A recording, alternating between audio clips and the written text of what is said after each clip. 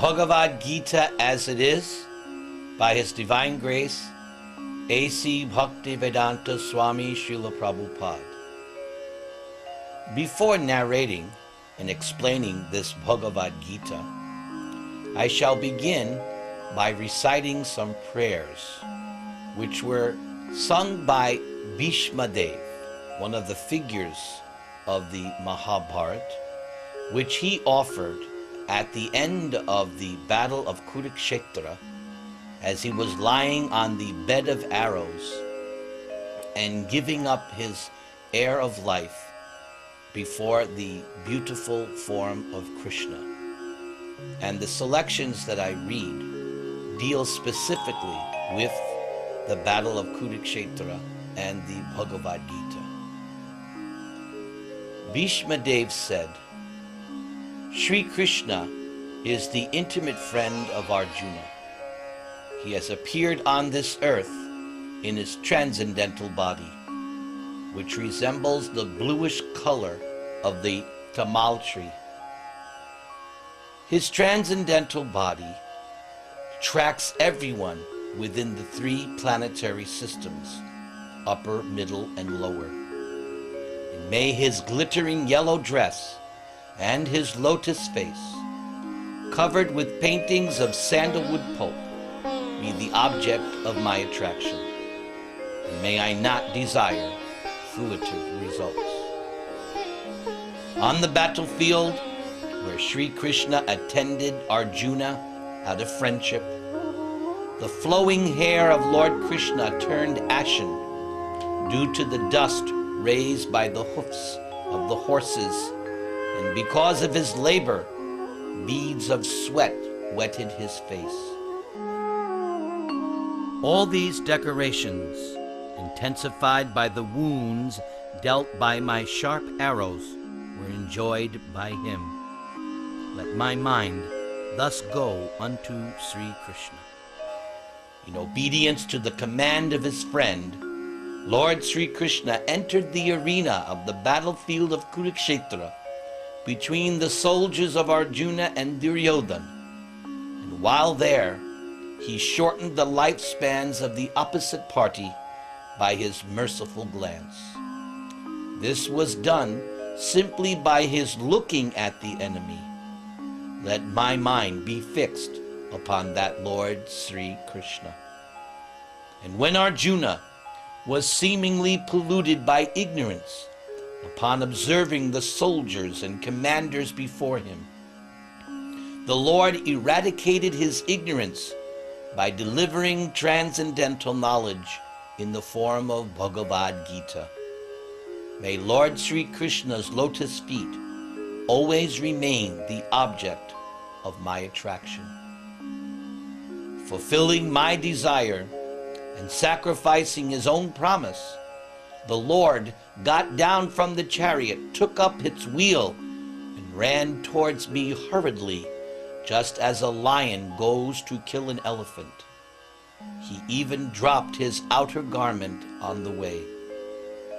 And may that Lord Sri Krishna, the Supreme Personality of Godhead, who awards salvation, be my ultimate destination. On the battlefield, he charged me as if angry because of the wounds dealt by my sharp arrows. His shield was scattered, and his body was smeared with blood due to the wounds. And at the moment of death, let my ultimate attraction be to Sri Krishna, the personality of Godhead. I concentrate my mind upon him, who is the chariot driver of Arjuna, who stood with a whip in his right hand and a bridle rope in his left. He was very careful to give protection to Arjuna's chariot by all means. And those who saw him on the battlefield of Kurukshetra attained their original forms after death. Jai Shri Krishna.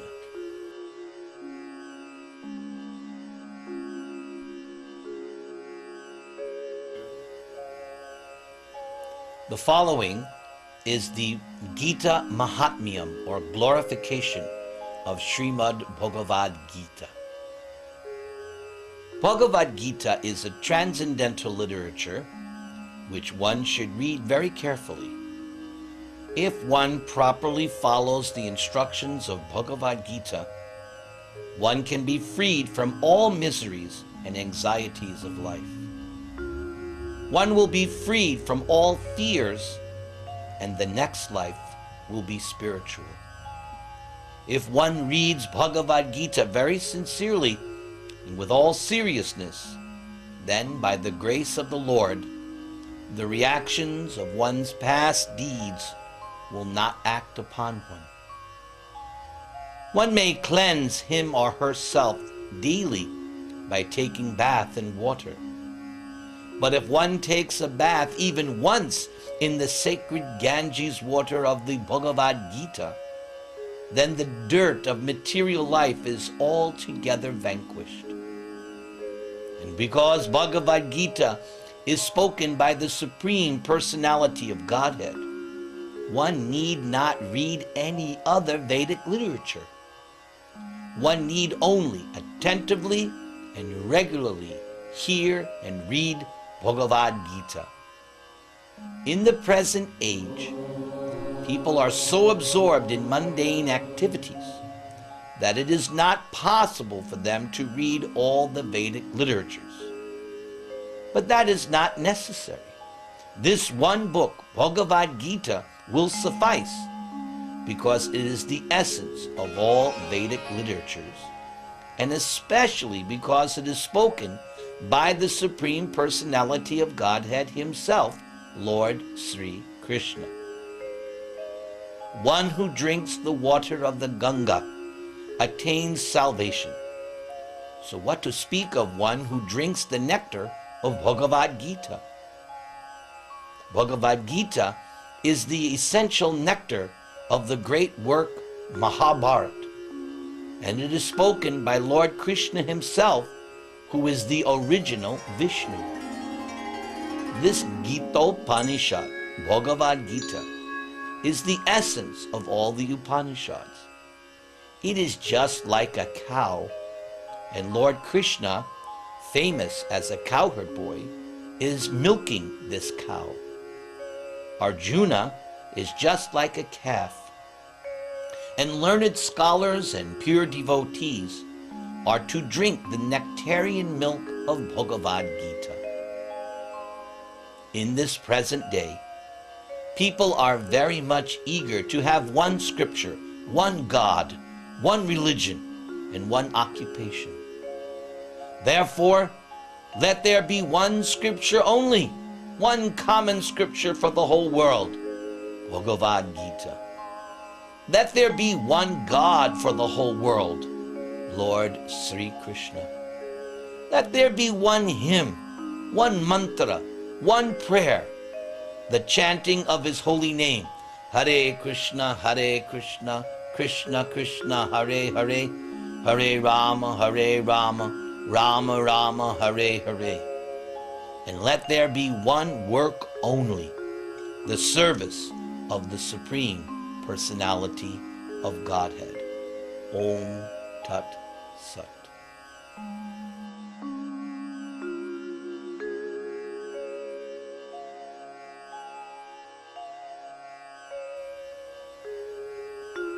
For the final installment of this introductory section, Srila Prabhupada has composed a nice essay entitled, What is Bhagavad Gita?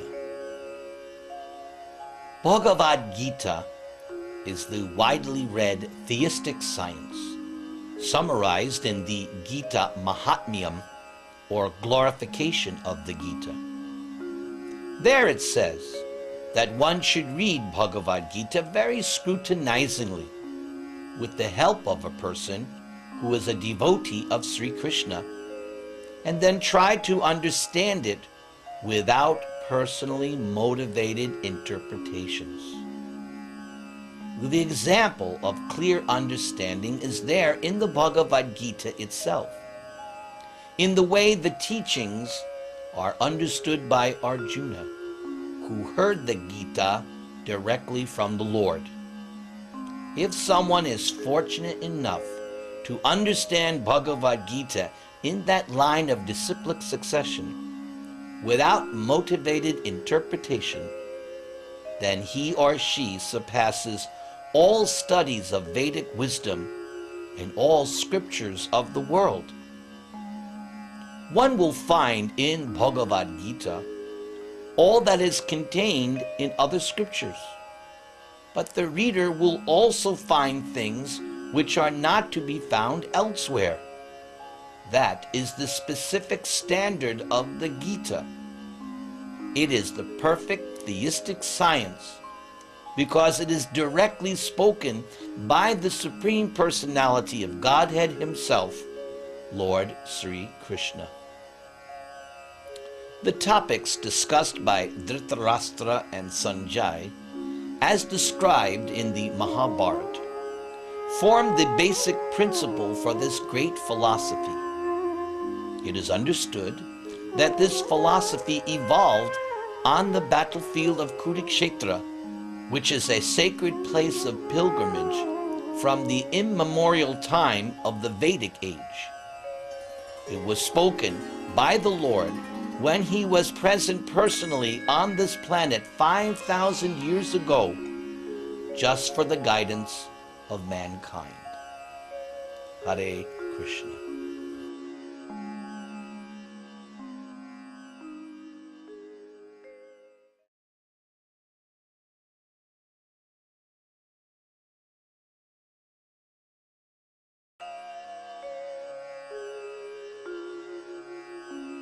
Bhagavad Gita as it is.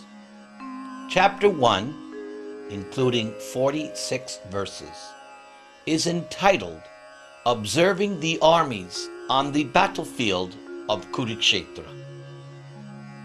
In verses 1 through 6, we will hear an assessment of the Pandavas by Duryodhana. Please listen. Dhritarashtra said, O Sanjay, after my sons and the sons of Pandu assembled in the place of pilgrimage at Kurukshetra, desiring to fight, what did they do? So the scene is that this is a fratricidal war about to take place. Two families, the Pandavas and the Kauravas, are about to engage in a war which will determine who will rule the earth. The Kauravas are headed by Duryodhana, and the Pandavas, headed by Arjuna, are on the other side.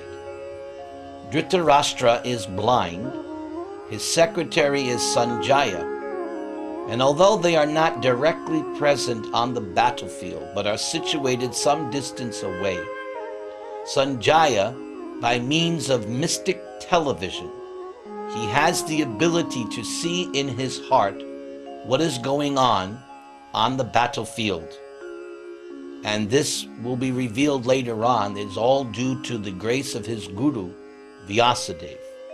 So Sanjaya is viewing the actual events by this mystic vision in his heart and is relating everything to his master Dhritarashtra, who is blind. Sanjaya said, O king, after looking over the army arranged in military formation by the sons of Pandu, King Duryodhana went to his teacher, Dronacharya, and spoke the following words. Duryodhana said, O my teacher, behold the great army of the sons of Pandu, so expertly arranged by your intelligent disciple, the son of Drupad, known as Drishtadyumna.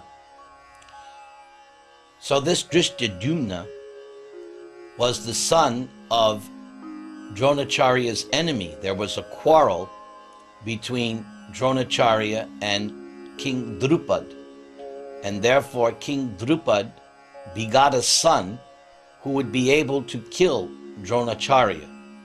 And yet Dronacharya, being a very advanced transcendentalist, a Brahmana, he did not hesitate to instruct this particular son, even though he knew that this son would be the cause of his death. And that's why Duryodhana is speaking in this way to his Dronacharya teacher. Here in this army are many heroic bowmen equal in fighting to Bhima and Arjuna. Great fighters like Yuyudhan, Virata, and Drupad. There are also great heroic powerful fighters like Drishtaketu, Chaitanya, Kashiraj, Purujit, Kuntibhoja, and Shaibya. There are the mighty Yudhamanyu, the very powerful Uttamauja, the son of Subhadra, and the sons of Draupadi. All these warriors are great chariot fighters. So after giving an assessment of the other side, now Duryodhana, he will give an assessment of his side, the Kurus. But for your information, O best of the Brahmins, let me tell you about the captains who are especially qualified to lead my military force. There are personalities like you, Bhishma, Karna, Kripa, Ashvatthama, Vikarna, and the son of Somadatta called Bhurishrava. And they are always victorious in battle. There are many other heroes who are prepared to lay down their lives for my sake. Now that's very significant. Because although Duryodhana is very confident that he will come out victorious, actually it appears that the goddess of fortune is speaking through his own words. Because indeed, all of these people will lay down their lives for his sake, himself included, as the outcome of this battle will be that Arjuna and his brothers, headed by Yudhishthira, will come out victorious by the plan and order of Sri Krishna. Duryodhana continues. All of them are well equipped with different kinds of weapons, and all are experienced in military science. Our strength is immeasurable, and we are perfectly protected by grandfather Bhishma, whereas the strength of the Pandavas, carefully protected by Bhima, is limited. So it is true, Bhishma Dev was the most valiant, most powerful warrior. So Duryodhana's assessment from the materialistic conception or point of view is well ascertained. Now listen. All of you must now give full support to grandfather Bhishma as you stand at your respective strategic points of entrance into the phalanx of the army.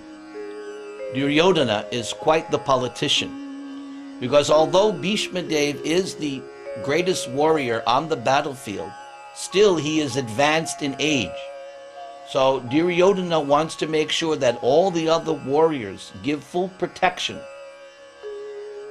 Sanjaya said, Then Bhishma, the great valiant grandsire of the Kuru dynasty, the grandfather of the fighters, blew his conch shell very loudly, making a sound like the roar of a lion, giving Duryodhana joy. After that, the conch shells, drums, bugles, trumpets, and horns were all suddenly sounded, and the combined sound was tumultuous. In this next section, verses 14 through 19, we will see how the Pandavas respond by blowing their conch shells. On the other side, both Lord Krishna and Arjuna, stationed on a great chariot drawn by white horses, sounded their transcendental conch shells. So Sanjaya, in reporting to Dhritarashtra, did not say that the conch shells blown by Bhishma and his party, the Kauravas, were transcendental. But he did say that the conch shells blown by Krishna and Arjuna was transcendental. Lord Krishna blew his conch shell called Panchajanya. Arjuna blew his, the Devadatta. And Bhima, the voracious eater and performer of Herculean tasks, blew his terrific conch shell called Poundra. King Yudhishthir, the son of Kunti, blew his conch shell, the Ananta Vijay, and Nakul and Sahadev blew the Sughosh and Manipushpaka. The great archer, the king of Kashi, the great fighter Shikandi, Drishtyajumna, Virat, the unconquerable Satyaki, Drupad, the sons of Draupadi, and many others, O king, such as the mighty-armed son of Subhadra, they all blew their respective conch shells. The blowing of these different conch shells became uproarious, vibrating both in the sky and on the earth. It shattered the hearts of the sons of Dhritarashtra. So this is significant. The shattering of the hearts indicates that the Pandavas, they will come out victorious. There's no mention by Sanjaya that when Bhishma and the Kurus blew their conch shells, that it shattered the hearts of the Pandavas. Therefore, early indications show that Krishna, by his desire, by his will, the Pandavas would come out victorious. Now, in the next section, Arjuna will survey the scene. Keep in mind that this is the first day of the battle. The battle was to last for 18 days.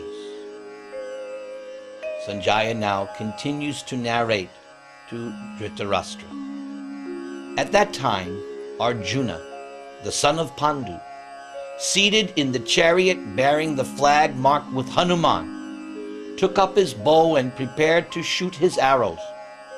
O king, after looking at the sons of Dhritarashtra, drawn in military array, Arjuna then spoke to Lord Krishna these words. Significant is that Arjuna's chariot has the flag of Hanuman. Krishna previously took the form of Lord Ram, and with the help of Hanuman, Lord Ram defeated the evil Ravan. So now Ram was again present as the form of Krishna, and Hanuman is there on the flag. This is another sign that their side, Arjuna's side, would be victorious. Arjuna said, O Achyuta, O infallible one, please draw my chariot between the two armies, so that I may see those present here, those who desire to fight, and with whom I must contend in this great trial of arms. Let me see those who have come here to fight, wishing to please the evil-minded son of Dhritarashtra, known as Duryodhana. And it's a fact, Duryodhana was offense personified. For so many years and so many incidents, Duryodhana so cunningly, so evilly, did so many things against the Pandavas. Why? Because Duryodhana wanted to be king. But Krishna, he wanted Yudhishthir to be king. And that is why this whole Bhagavad Gita is being spoken, and that's why this whole battle of Kurukshetra is about to take place. Sanjaya said, O descendant of Bharat Dhritarashtra, having thus been addressed by Arjuna, Lord Krishna drew up the fine chariot in the midst of the armies of both parties. Now keep in mind, Krishna is God. Yet it is interesting that he has agreed to be the chariot driver of his devotee Arjuna. Krishna promised even before the battle that he would not take part in the battle, he would not pick up a weapon. And so he is simply the chariot driver, and therefore he is glorified by the name Parthasarathi. God sometimes, for the pleasure of his pure devotee, will take a submissive or subordinate role just to please his devotee, and at the same time, the Lord derives pleasure in such activities. In the presence of Bhishma, Drona, and all the other chieftains of the world, the Lord said, "Just behold, Partha, all the Kurus assembled here." By such a statement, it appears that Krishna can foresee what is about to take place in the mind and heart of Arjuna. There, Arjuna could see, within the midst of the armies of both parties, his fathers, grandfathers, teachers, maternal uncles, brothers, sons, grandsons, friends, and also his fathers-in-law and other well-wishers. Now, in this next section, verses 27 through 38, Arjuna will give reasons why he does not want to fight this battle. When the son of Kunti, Arjuna, saw all these different grades of friends and relatives, he became overwhelmed with compassion and spoke as follows. Arjuna said, "My dear Krishna, seeing my friends and relatives present before me in such a fighting spirit, I feel the limbs of my body quivering and my mouth drying up. My whole body is trembling, and my hair is standing on end. My bow, Gandiva, is slipping from my hand. My skin is burning. I am now unable to stand here any longer. I am forgetting myself. My mind is reeling. I see only causes of misfortune, O Keshava, killer of the Keshi demon. I do not see how any good can come from killing my own kinsmen in this battle. Nor can I, my dear Krishna, desire any subsequent victory, kingdom, or happiness. O Govinda, of what avail to us are a kingdom, happiness, or even life itself, when all those for whom we may desire them are now arrayed on this battlefield? O Madhusudana, when teachers, friends, sons, grandfathers, maternal uncles, fathers-in-law, grandsons, brothers-in-law, and other relatives are ready to give up their lives and property and standing before me, why should I wish to kill them, even though they might otherwise kill me? O Janardhan, maintainer of all living entities, I am not prepared to fight with them, even in exchange for all the three worlds, let alone this earth. What pleasure will we derive by killing the sons of Dhritarashtra? After all, sin will overcome us if we slay such aggressors. Therefore, it is not proper for us to kill the sons of Dhritarashtra. What should we gain? And how could we be happy by killing our own kinsmen? O Janardhan, although these men, their hearts overtaken by greed, see no fault in killing one's family or quarreling with friends, why should we, who can see the crime in destroying a family, engage in these acts of sin? So it is apparent that Arjuna is beset with divine saintly qualities, and Krishna will confirm this later on in chapter 16. Notice how Arjuna very conscientiously is giving very good moral arguments why he doesn't want to fight this battle. And it's because he has the natural soft-heartedness of compassion, which are symptoms of a great devotee. So Arjuna is known as a Rajarshi. He is a warrior, a statesman, but at the same time, he's on the level of a saint. He's not like the Kauravas, headed by Duryodhana. He would rather let them have the kingdom. He would rather not fight on moral grounds, at least moral grounds from his angle of vision. Now, in the next section, Arjuna's arguments continue, but from a different angle of vision. Arjuna continues, with the destruction of dynasty, the eternal family tradition is vanquished, and thus the rest of the family becomes involved in irreligion. When irreligion is prominent in the family, O Krishna, the women of the family become polluted, and from the degradation of womanhood comes unwanted progeny. When there is an increase of unwanted population, certainly this causes hellish life, both for the family and for those who destroy the family tradition. The ancestors of such corrupt families fall down because the performances for offering them food and water are entirely stopped.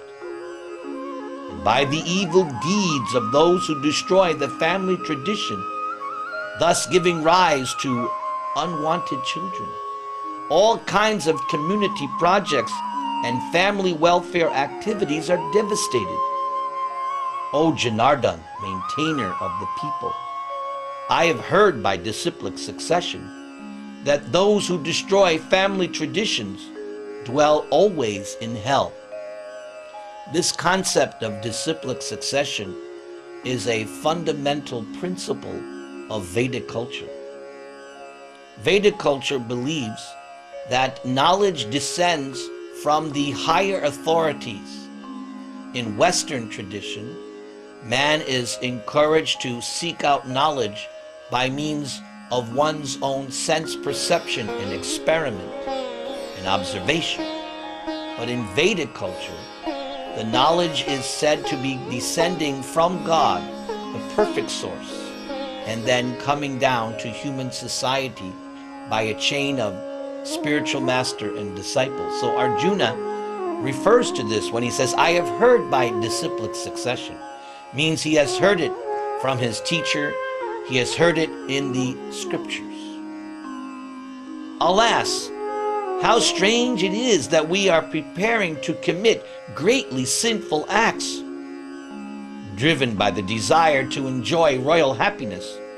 We are intent on killing our own kinsmen. Better for me if the sons of Dhritarashtra, with weapons in hand, were to kill me unarmed and unresisting on the battlefield. So just see Arjuna's state of mind.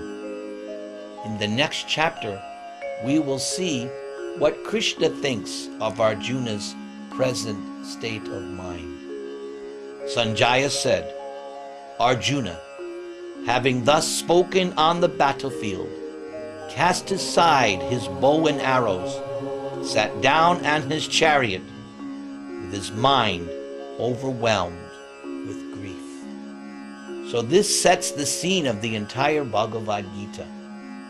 Arjuna had asked Krishna to take his chariot so that he could see who has assembled here on day one of the battle. And when Krishna said, behold, the Kurus, Arjuna saw, and he became overwhelmed by compassion. And from two different angles of vision, he has given very good reasons, at least seemingly good reasons, why he does not want to fight. But as Bhagavad Gita progresses, we will see over and over again, Krishna will repeat the same message. Consistently, Krishna says, Arjuna, get up and fight. Hare Krishna, Krishna Krishna, Hare Hare, Hare Rama, Rama Rama, Hare Hare. Om Tat Sat.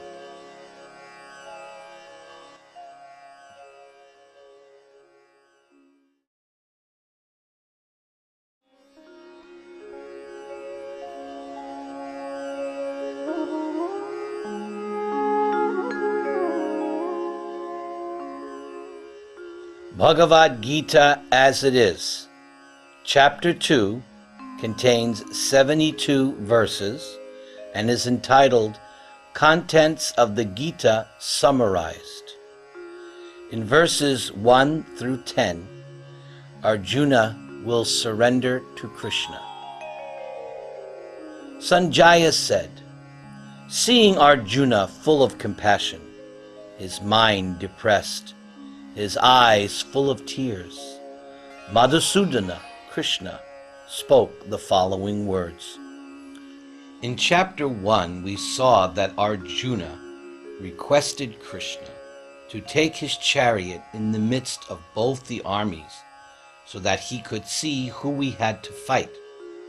But when he saw on the other side his friends and relatives, he became overwhelmed with compassion and gave arguments stating why he did not think he should fight this battle. Now we will see how Krishna responds to Arjuna's state of mind. The Supreme Personality of Godhead said, my dear Arjuna, how have these impurities come upon you? They are not at all befitting a man who knows the value of life. They lead not to higher planets, but to infamy.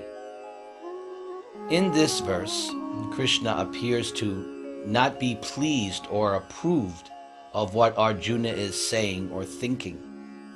Krishna is wondering why Arjuna is behaving in this way. He uses the word non-Aryan.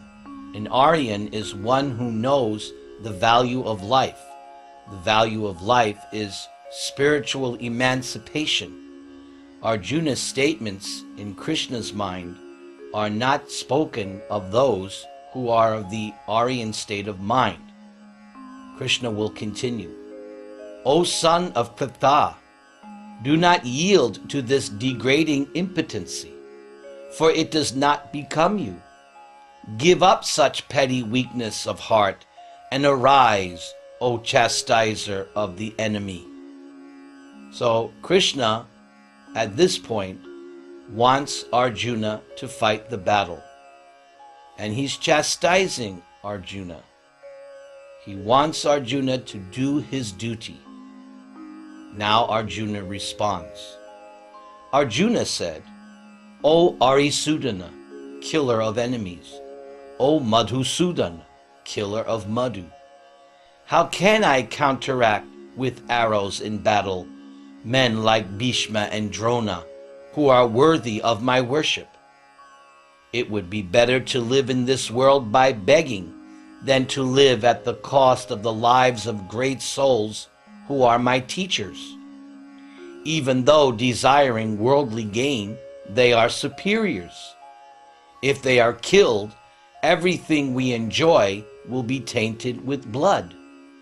Nor do we know which is better, conquering them or being conquered by them. If we kill the sons of Dhritarashtra, we should not care to live. Yet they are now standing before us on this battlefield. So Arjuna is certainly perplexed. He doesn't know what to do. He cannot see how anything good can come out of this battle, and yet he knows that he should fight the battle. So he's confused. Now in the next verse, this is the turning point of this Bhagavad Gita, for we shall see that Arjuna makes a very good decision.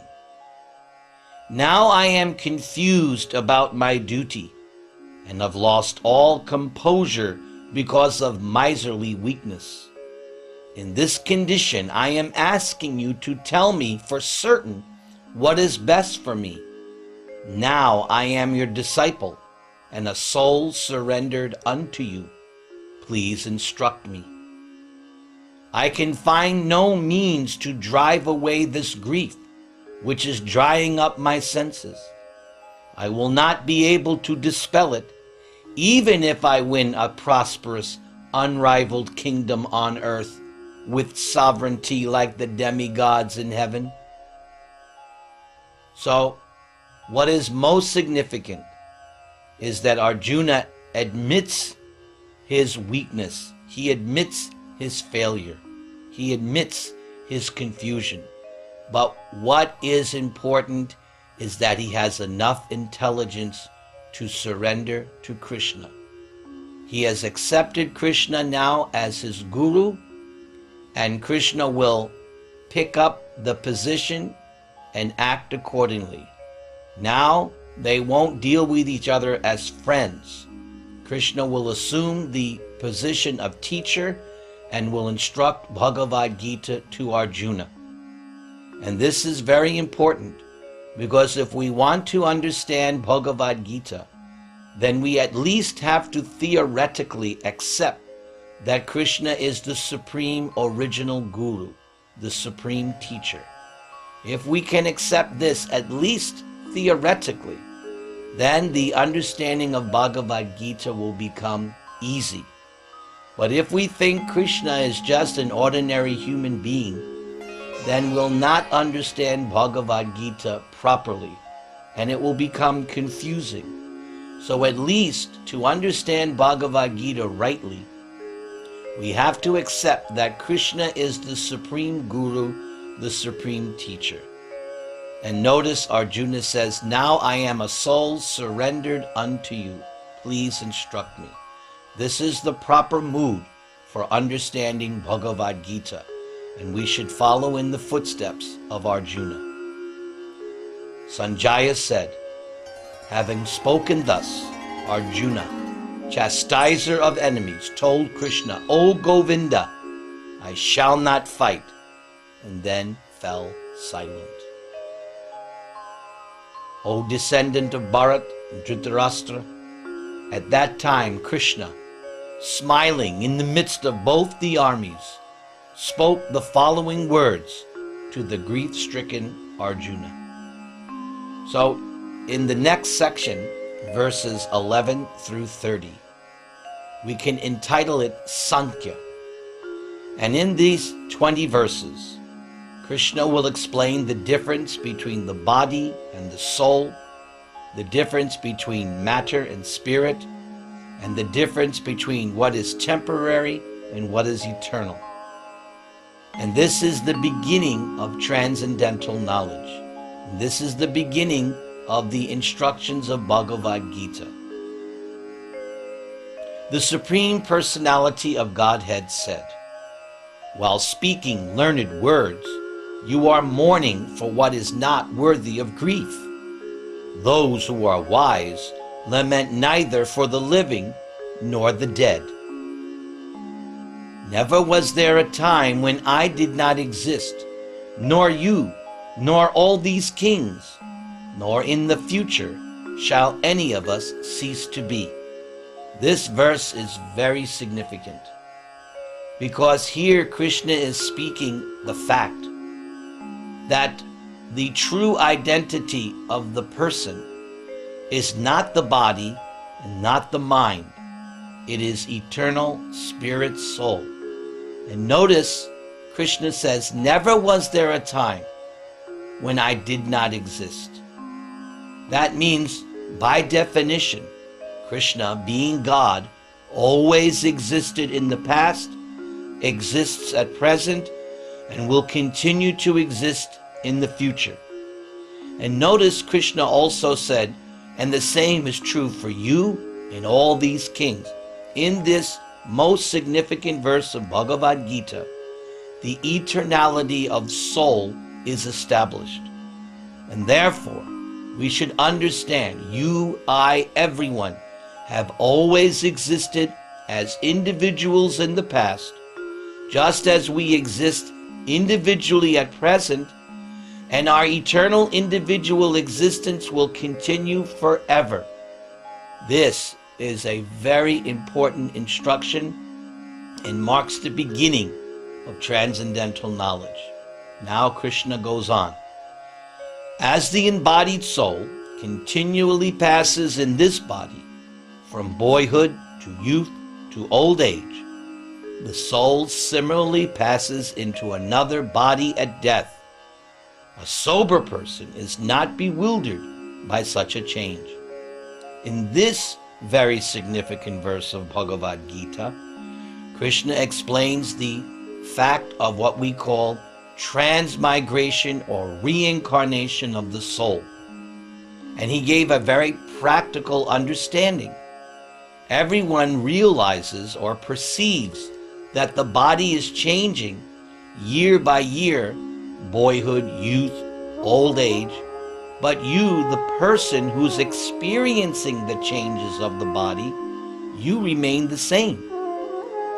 So just as we are changing bodies now in the present life, so similarly, at the time of so-called death, one will simply change into another body.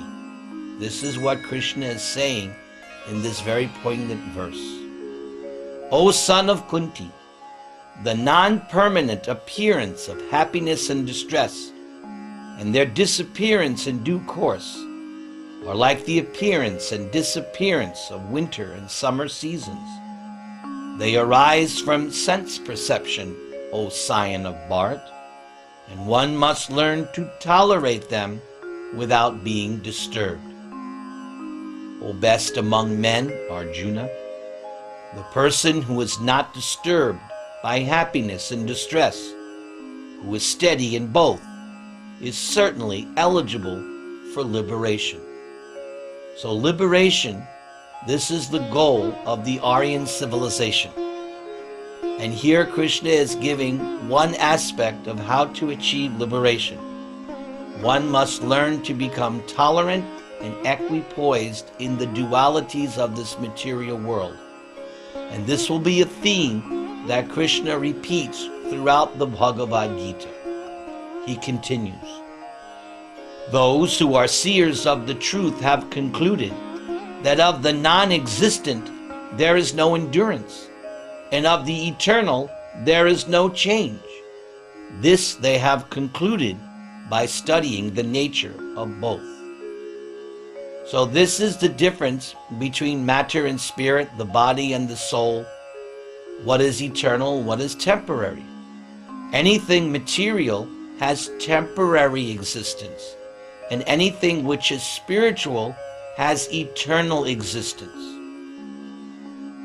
That which pervades the entire body you should know to be indestructible. No one is able to destroy the imperishable soul. So what is that which pervades the entire body? It is called consciousness. And consciousness is the symptom of the soul's presence in the body. And this consciousness is not material, because the soul is not material. The material body of the indestructible, immeasurable, and eternal living entity is sure to come to an end. Therefore fight, O descendant of Bharat. So on the basis of what Krishna has explained so far, he still wants Arjuna to fight the battle. And he's making a very clear differentiation between the body and the soul. The soul is inhabiting the body, but the body is not the soul. They're two distinct items. Neither one who thinks the living entity to be the slayer, nor one who thinks the living entity to be slain is in knowledge. For the self slays not, nor is slain. Yes, the soul is eternal, so you cannot kill the soul. The body can be killed, but not the soul. For the soul, there is neither birth nor death at any time. It has not come into being, does not come into being, and will not come into being. It is unborn, eternal, ever-existing, permanent, primeval, and the oldest. It is not slain when the body is slain. So Krishna is repeating and hammering this point. He wants Arjuna and all of us to understand the clear distinction between the temporary body and the eternal soul.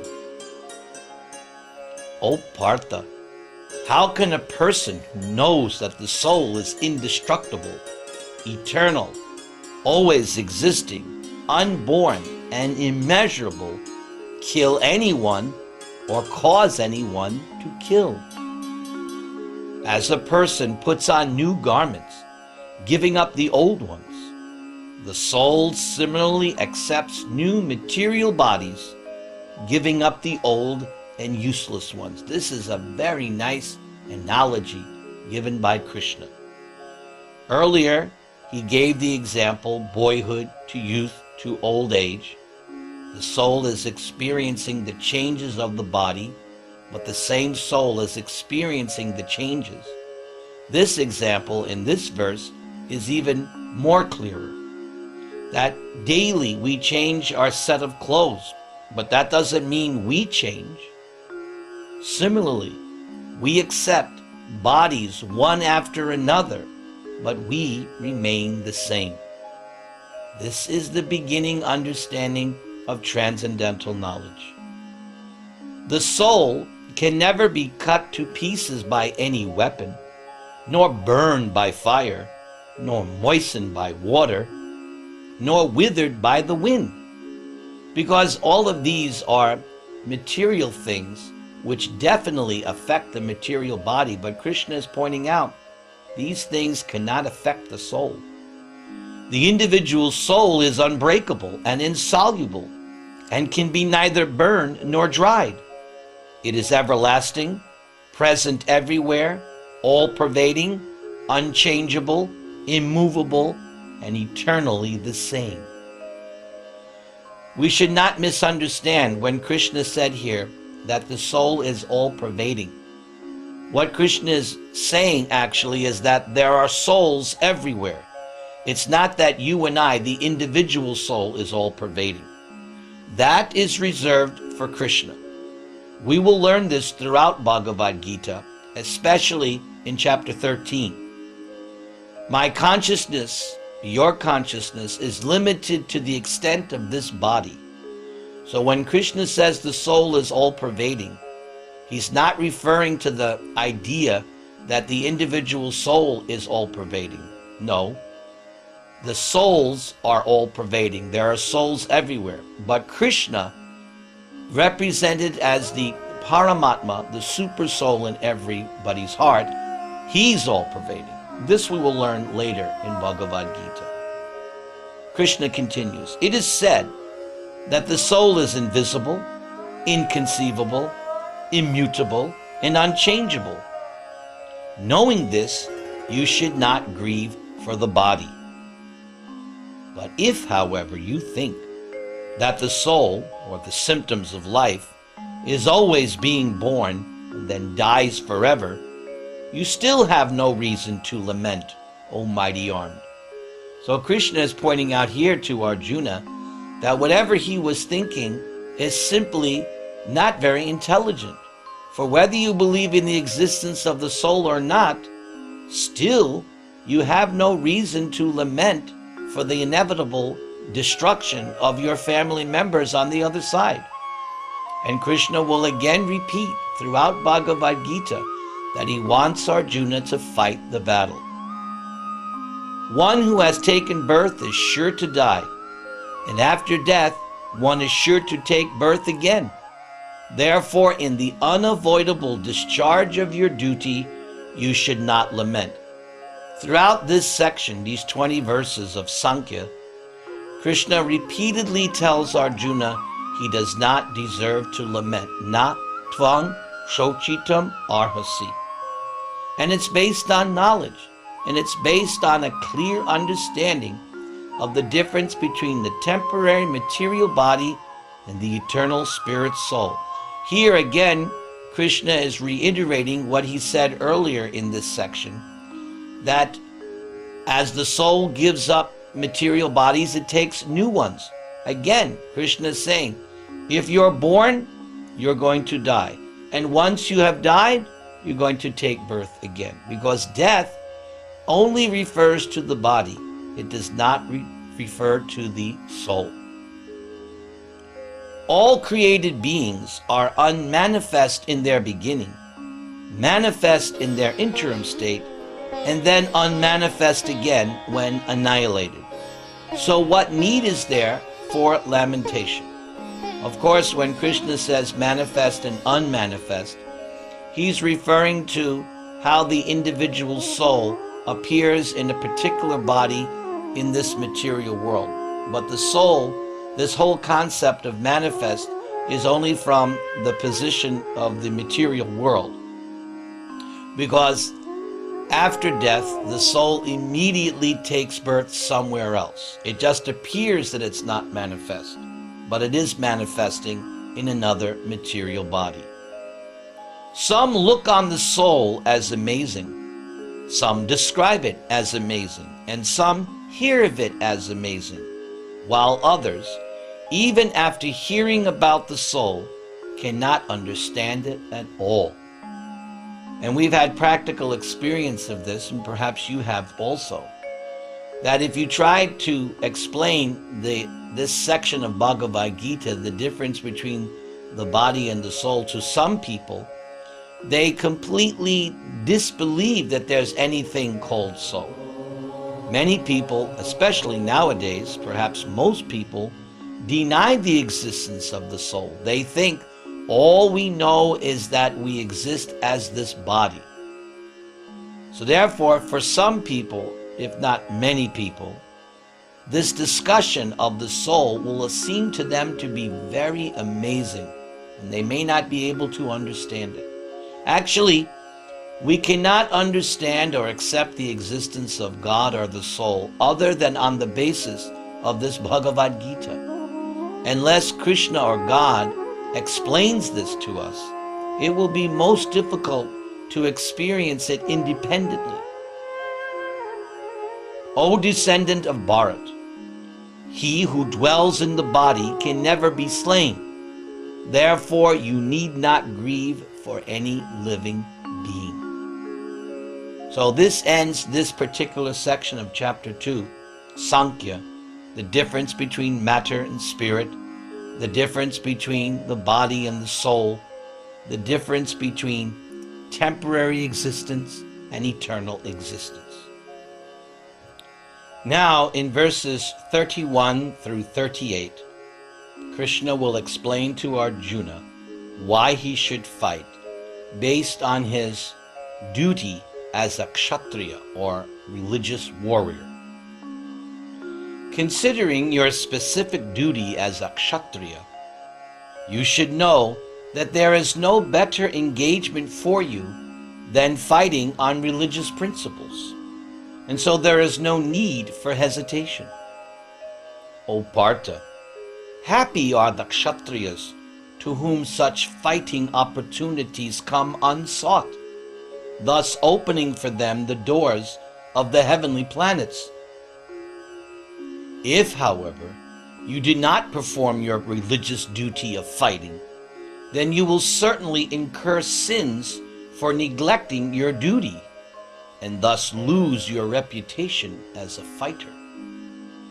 People will always speak of your infamy, and for a respectable person, dishonor is worse than death.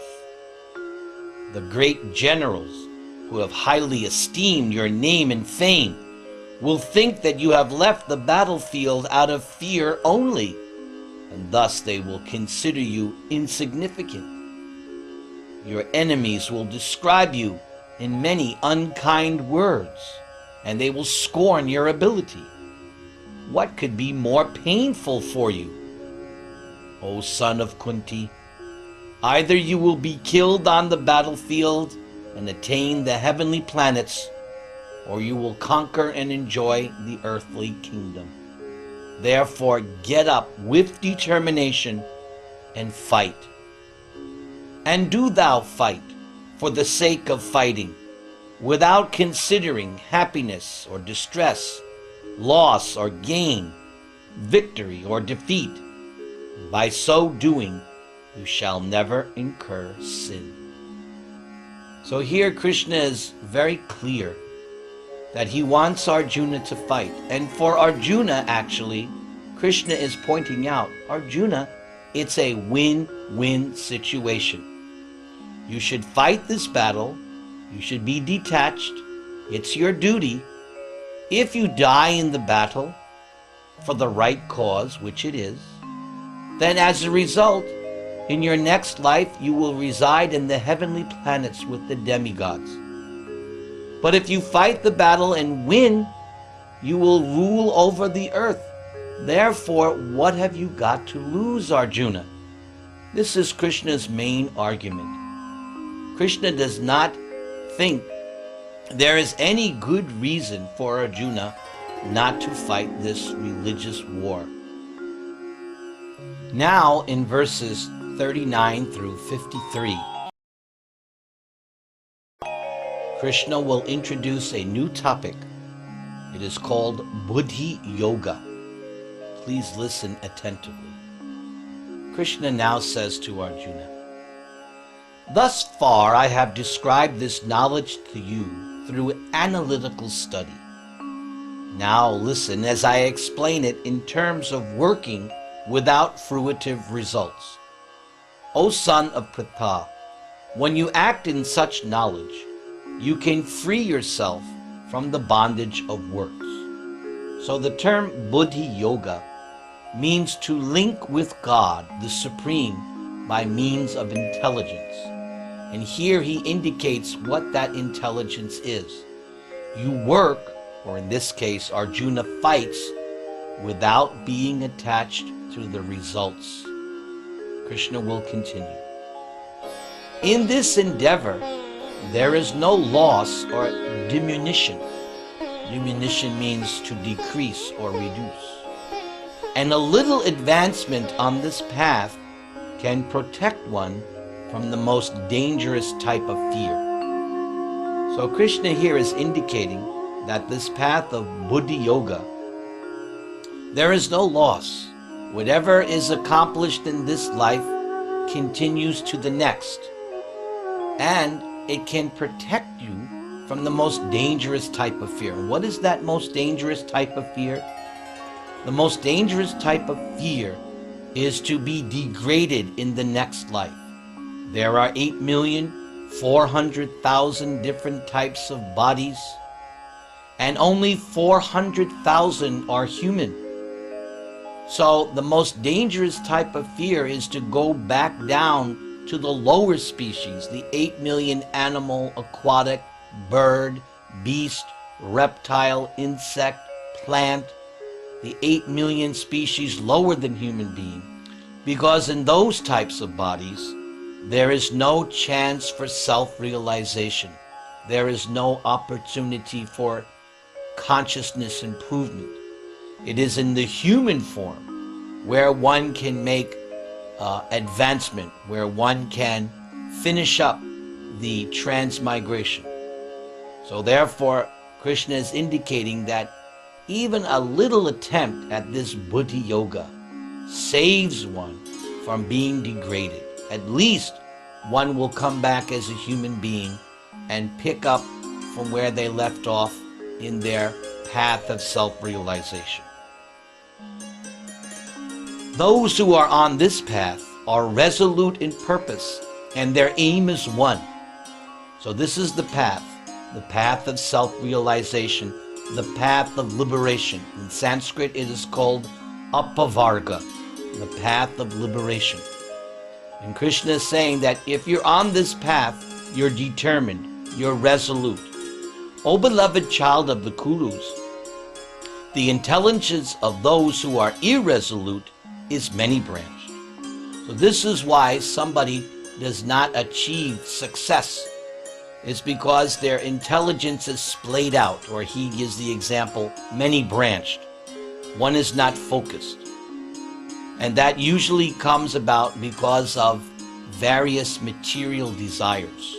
Krishna will speak about this throughout Bhagavad Gita. But those who want to be successful in Buddhi Yoga, they have one single-pointed attention: how to go back to Godhead. Supposed followers of the Vedas, men of small knowledge, they are very much attached to to the flowery words of the Vedas, which recommend various fruitive activities for elevation to heavenly planets, resultant good birth, power, and so forth. Being desirous of sense gratification and opulent life, they say there is nothing more than this. And in the minds of those who are too attached to sense enjoyment and material opulence, and who are bewildered by such things, the resolute determination for devotional service to the Supreme Lord does not take place. So Krishna has introduced this term, devotional service. We generally refer to that as bhakti yoga. So buddhi yoga or bhakti yoga are synonymous terms. Krishna has just explained those whose intelligence is many-branched. He said that they were supposed followers of the Vedas because they're simply following the religious scriptures for material improvement, not for self-realization or liberation. And Krishna said, if you are attracted by material opulence, and if you're bewildered by your material desires, and you simply want to enjoy sense gratification, then you'll not have the required determination to practice this buddhi or bhakti yoga. Now let's see what Krishna tells Arjuna. The Vedas deal mainly with the subject of the three modes of material nature: goodness, passion, and ignorance.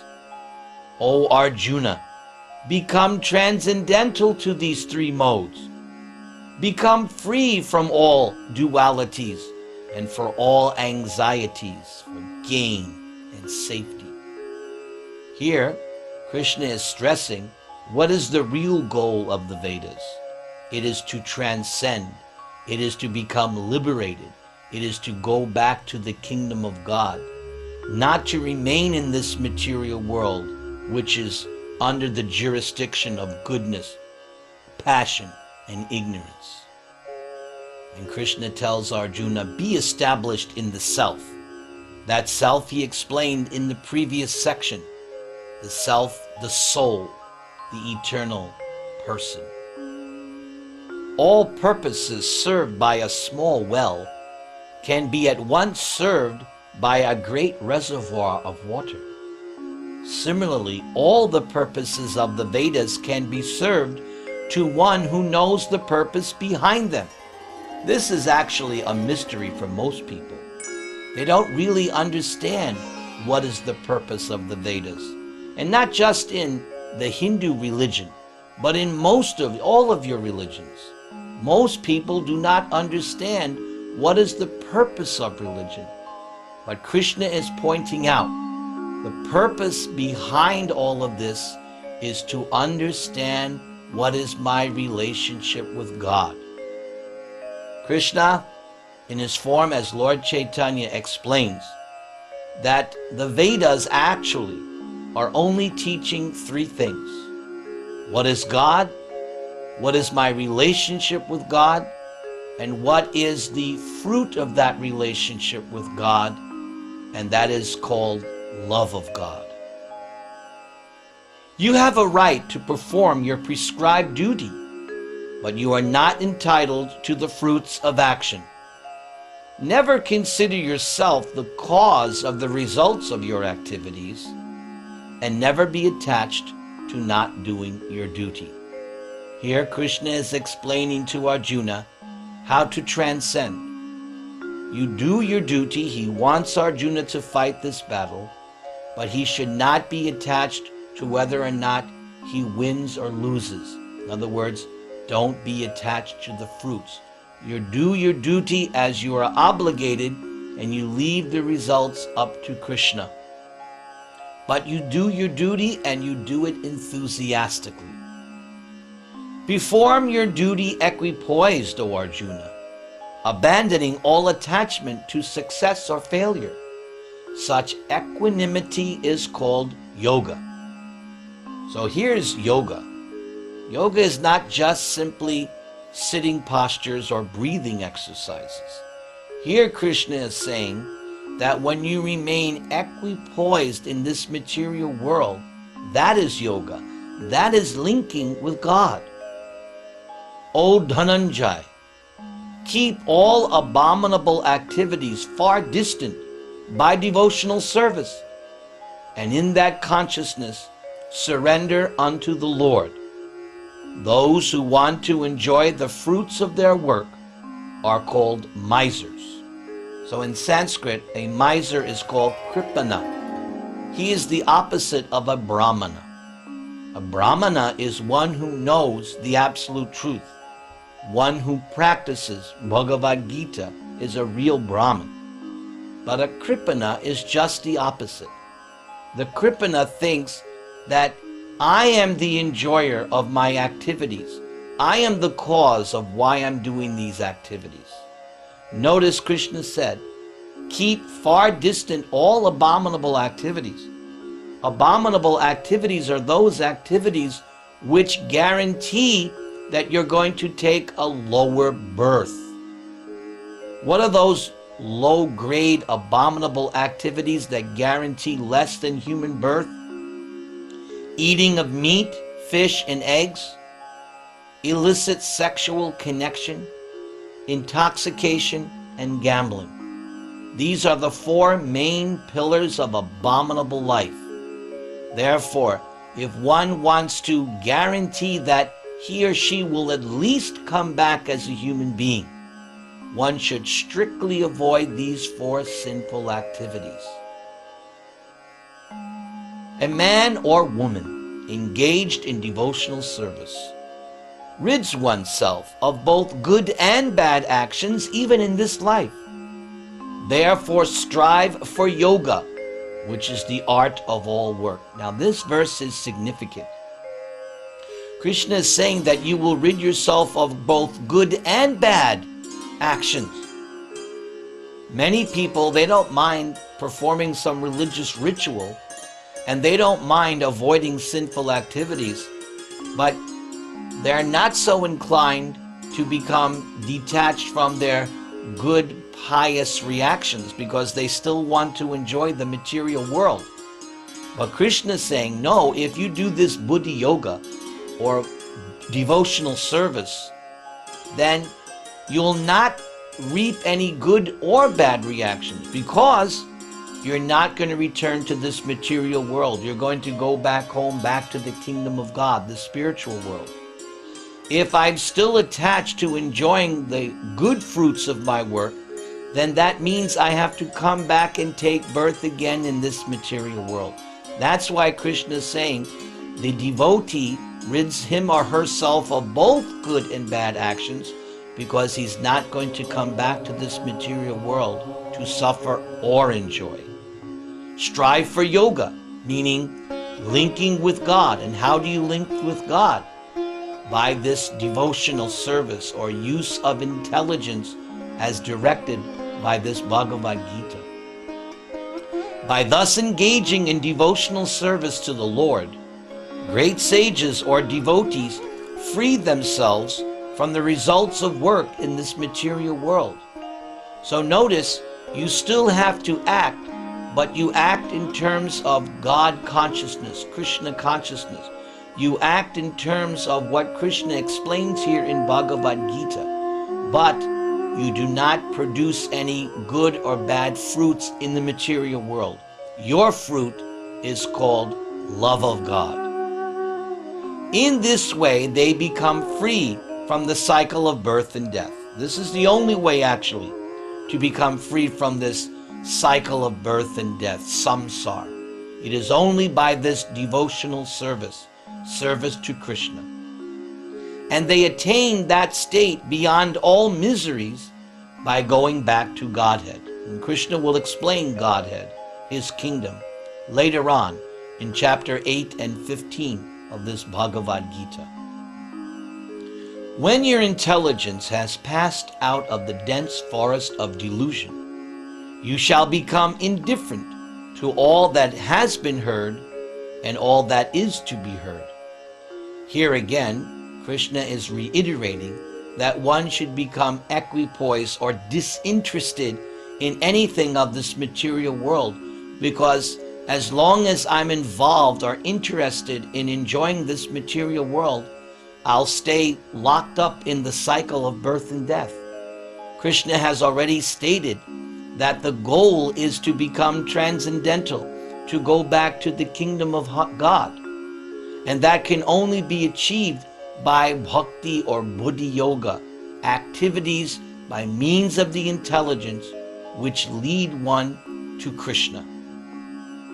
When your mind is no longer disturbed by the flowery language of the Vedas, because you will find descriptions in portions of the Vedas where, by performing certain rituals and sacrifices and penances and austerities, one can go to a better material situation known as the heavenly planets and enjoy for thousands of years as a demigod. But you're still a prisoner. You're still locked up in this cycle of birth and death. You cannot remain a demigod forever. So when your mind is no longer disturbed by the flowery language of the Vedas, and when it remains fixed in the trance of self-realization, remember he said, with one pointed attention, those who are on this path have one pointed attention. That's what we mean by samadhi. That's what we mean by trance, that a person is only thinking, feeling, and willing, how do I get to the stage of liberation? How do I get to the stage of going back and returning to Krishna? Then you will have attained the divine consciousness. So this is divine consciousness. When you're fixed in your goal, that I must achieve the kingdom of God in this lifetime. Now in the final section of chapter 2, which is verses 54 through 72, Krishna will explain the symptoms of transcendence. Arjuna said, "O Krishna, what are the symptoms of one whose consciousness is thus merged in transcendence? How does one speak? And what is one's language? How does one sit? And how does one walk?" The Supreme Personality of Godhead said, "O Partha, when one gives up all varieties of desire for sense gratification, which arise from mental concoction, and when one's mind, thus purified, finds satisfaction in the self alone, then one is said to be in pure transcendental consciousness." So this theme of giving up sense gratification, and notice Krishna said, this is all mental concoction, because it has to do with the body and the mind, not the eternal soul. So when one can completely give up sense gratification, then it is possible to exist in this trance-like state of self-realization. One who is not disturbed in mind, even amidst the threefold miseries. So what are the threefold miseries? Adhyatmika, Adibhautika, Adidaivaka. Our own body and mind is always disturbing us. Other living entities disturb us. And the demigods disturb us by giving us so many seasonal calamities. So these are the threefold miseries. But Krishna says, one who is not disturbed, nor elated when there is happiness, and who is free from attachment, fear, and anger, is called a sage of steady mind. So again, being tolerant, being undisturbed, being equipoised throughout the dualities of this material existence. You cannot escape these. You cannot escape the dualities of this material world. And Krishna said, simply tolerate it and just try to become equipoised. In this material world, one who is unaffected by whatever good or evil one may obtain, neither praising it nor despising it, is firmly fixed in perfect knowledge. One who is able to withdraw one's senses from the sense objects, as the tortoise draws its limbs within its shell, is firmly fixed in perfect consciousness. This is a very nice example given by Krishna. So what are the sense objects? The sense objects are intimately related with the senses.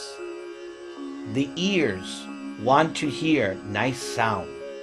The eyes want to see beautiful colors and shapes and forms. The nose wants to smell nice scents and odors. The tongue wants to taste delicious foodstuffs. And the skin wants to feel nice sensations. So in this way, there is a natural affinity of the senses for the sense objects. But the tortoise, Krishna gave us a nice analogy. The tortoise, whenever it is attacked, it withdraws its heads and its four limbs inside its shell and remains protected. So similarly, a person whose consciousness is merged in transcendence, or as Krishna said here, is fixed in perfect consciousness, does not allow his senses to just immediately run wild and chase after the objects. No, the senses are under the control of the yogi. And only when the yogi decides, now I will engage my senses. Otherwise, the senses are restrained from their objects. This is what is meant by self-control. And therefore, everyone is meant to become a perfect Krishna conscious yogi. And here Krishna is explaining how to do that. The embodied soul may be restricted from sense enjoyment, though the taste for sense objects remains. But ceasing such engagement, by experiencing a higher taste, one is fixed in consciousness. So the main thing here is to get the higher taste. The higher taste is called Krishna consciousness. And this Krishna consciousness can be achieved easily by daily reading and hearing of Bhagavad Gita, and also, even easier, is to chant the Hare Krishna Maha Mantra. Here you see my prayer beads. Every day I spend 2-3 hours chanting the Hare Krishna Maha Mantra because I want to get that higher taste. That higher taste is called Anand, spiritual bliss. And that spiritual bliss is available in the holy name of Krishna. Hare Krishna, Krishna Krishna, Hare Hare, Hare Rama, Rama Rama, Hare Hare. Indeed, the name Rama means the reservoir of all pleasure. So when you chant the holy names of God, you are directly perceiving and tasting this higher taste that Krishna is talking about. So I personally recommend every day you read Bhagavad Gita and every day chant this Maha Mantra. You will get the higher taste.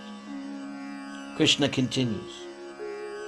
The senses are so strong and impetuous, violent by force, O Arjuna, that they forcibly carry away the mind even of a person of discrimination who is endeavoring to control them.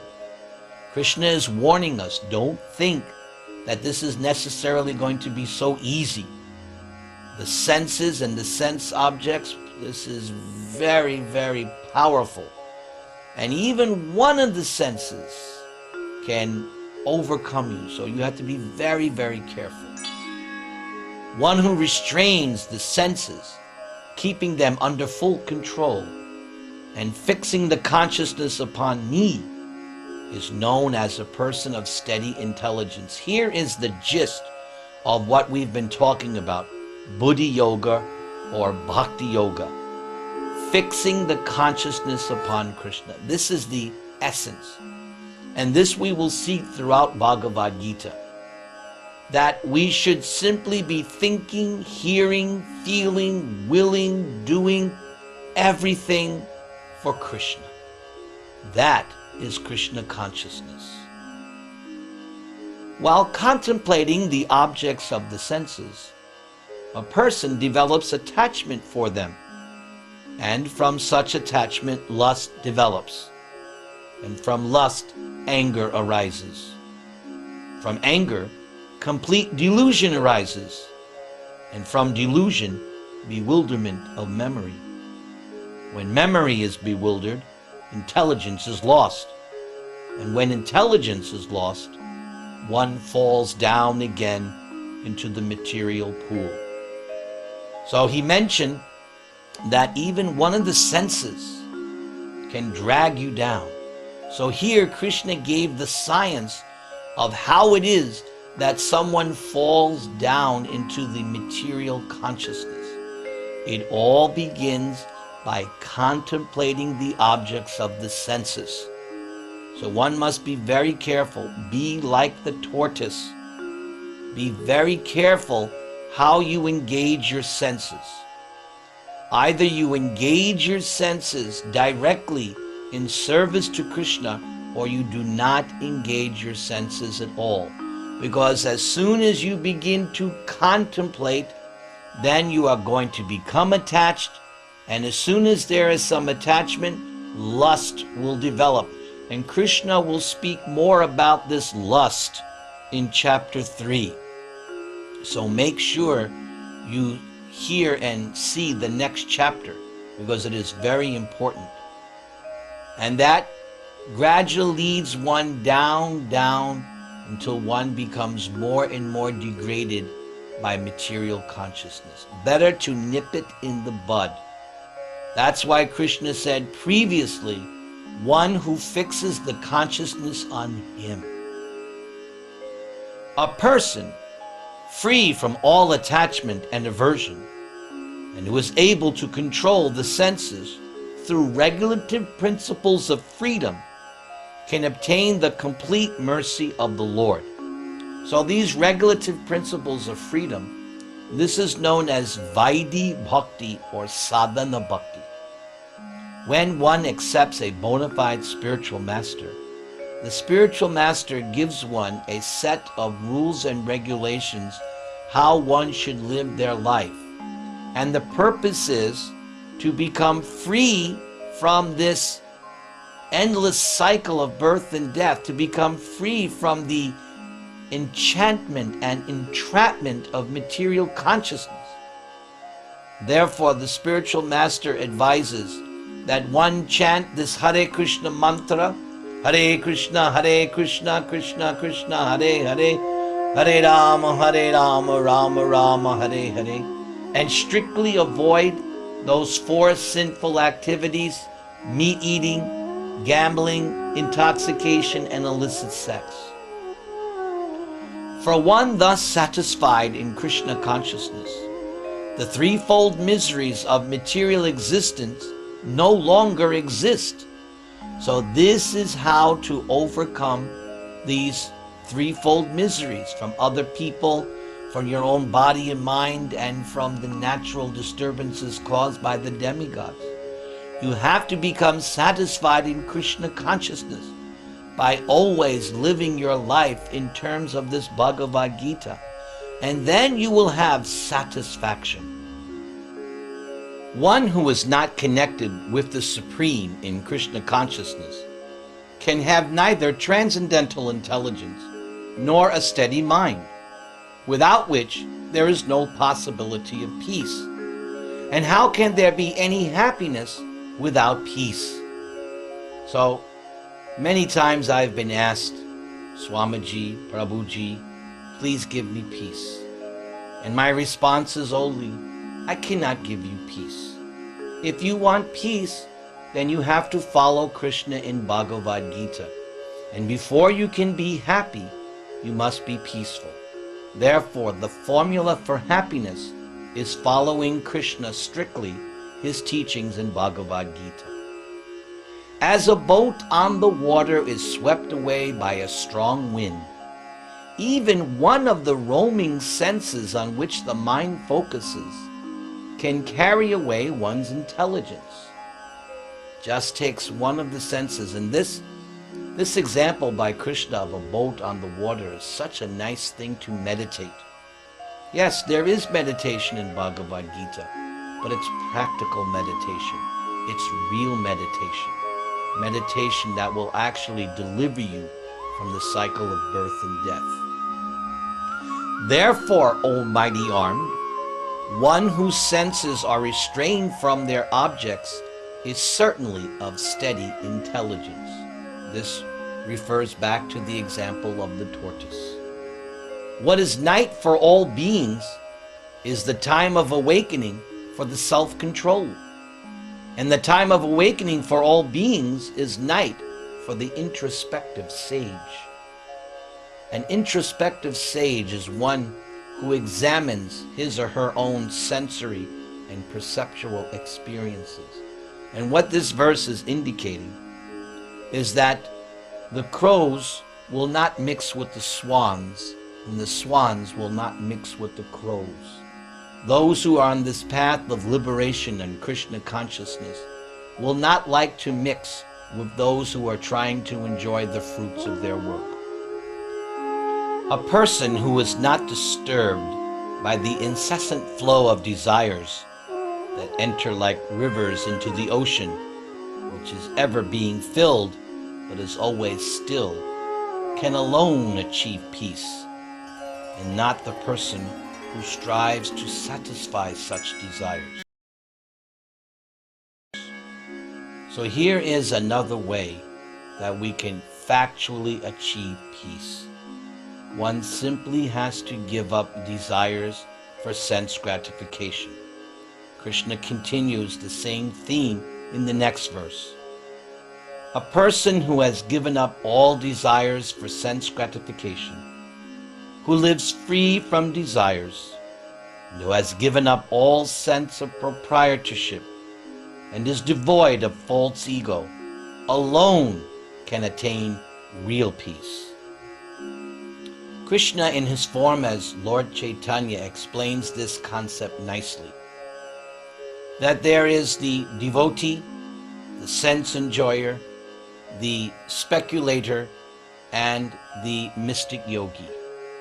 Apart from the devotee, whether one is a sense enjoyer, a mental speculator, or a mystic yogi, each of these has some personal selfish desire, and therefore they will never be peaceful. It is because they have some selfish personal desire. The sense enjoyer wants better sense gratification. The mental speculator wants to become one with God. And the mystic yogi wants powers, mystic powers. Only the devotee can be peaceful because the devotee has given up all sense of personal desire and simply wants to satisfy and serve Krishna. Therefore, peacefulness is the right of the devotee only and nobody else. And now Krishna ends this chapter 2. And that is the way of the spiritual and godly life, after attaining which one is not bewildered. If one is thus situated, even at the hour of death, one can enter the kingdom of God. So we will learn more about death in chapter 8. But for now, we should know that death is the final examination for the conditioned embodied soul. Depending on how one is thinking, feeling, and willing at the time of death, will determine the next body. And so Krishna has just explained the path of transcendence. And the most important thing to remember is that one should always be fixed in consciousness on the name, fame, form, pastimes, and entourage of Krishna. And if one can remember Krishna at the time of death, then one will certainly go to the kingdom of Krishna, the kingdom of God. And to make it easy, Lord Chaitanya Mahaprabhu has given us the chanting of the Maha Mantra, Hare Krishna, Krishna Krishna, Hare Hare, Hare Rama, Rama Rama, Hare Hare.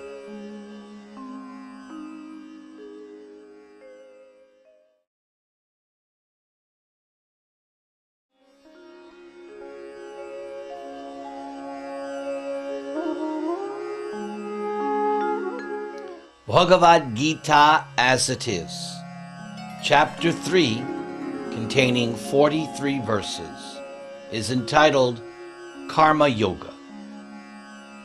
In the first 3 verses, Arjuna asks a question and Krishna answers it definitively. Arjuna said, O Janardhan, O Keshav, why do you want me to engage in this ghastly warfare if you think that intelligence is better than fruitive work? My intelligence is bewildered by your equivocal instructions. Therefore, please tell me decisively which will be most beneficial for me.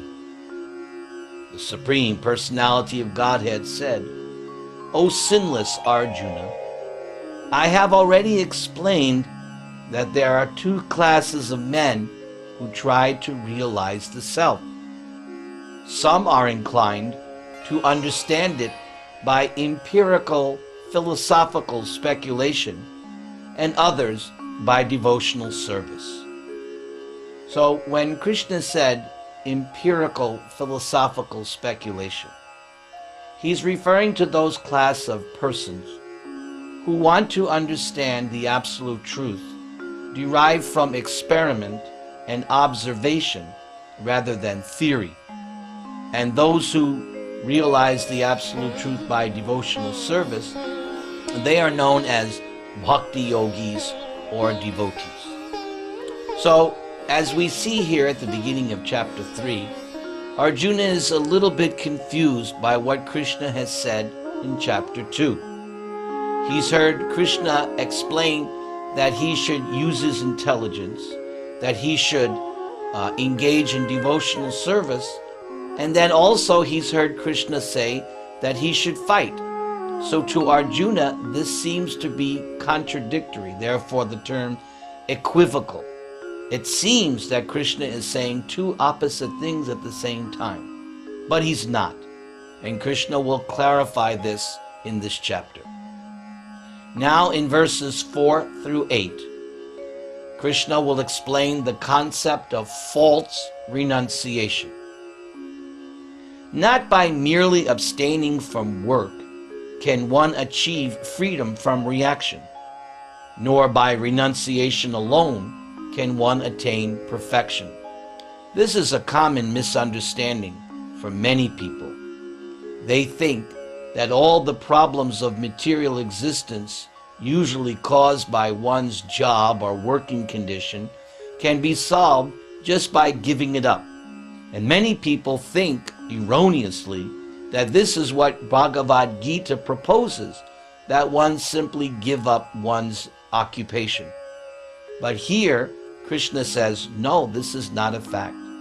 Giving up one's occupation or prescribed duties is not going to give you freedom from reaction. It is not going to give you peace. He continues.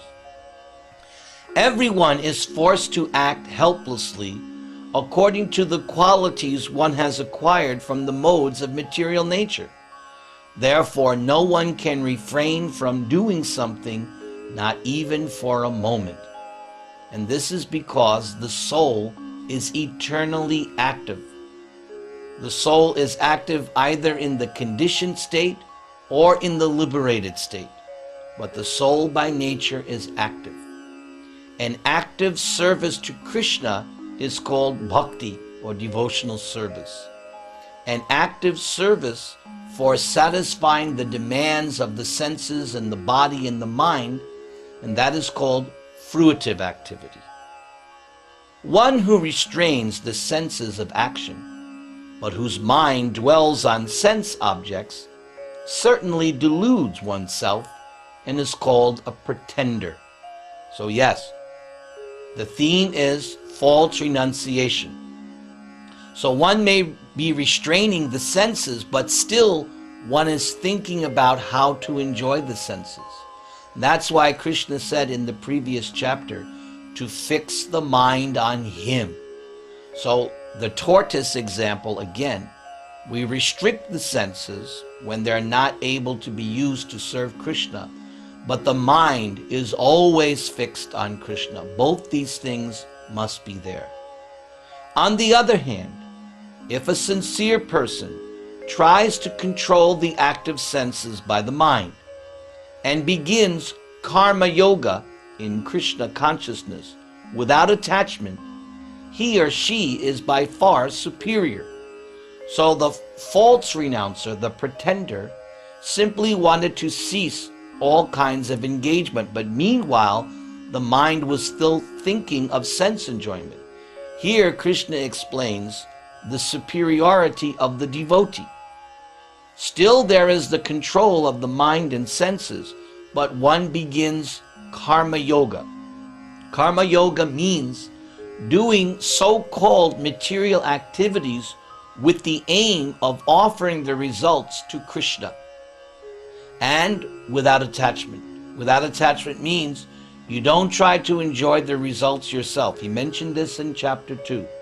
You have a right to perform your prescribed duty, but you are not entitled to the fruits of action. The fruit, that is given to Krishna. So Krishna says such a person is far superior to the pretender or false renunciant. Perform your prescribed duty, for doing so is better than not working. One cannot even maintain one's physical body without work. So how anyone can say that Bhagavad Gita teaches that one should renounce their prescribed duties means they really haven't read Bhagavad Gita as it is. Again, Krishna is emphasizing performance of prescribed duties. And in terms of Arjuna, Krishna will remain consistent throughout this Bhagavad Gita that Arjuna should fight because that is his prescribed duty. Now, in verses 9 through 16, Krishna will explain the concept of the cycle of sacrifice. Work done as a sacrifice for Vishnu has to be performed. Otherwise, work causes bondage in this material world. Therefore, O son of Kunti, perform your prescribed duties for his satisfaction, and in that way you will always remain free from bondage. So this verse is a good definition of karma yoga. First, Krishna explains, work must be done as a sacrifice for Vishnu. Vishnu is the form of Krishna in the material world, which maintains the material cosmic manifestation. Lord Brahma creates or engineers the construction of the universe. Lord Shiva, he does the destruction of the universe, but it is Vishnu who maintains. And Vishnu is the direct form or expansion of Krishna.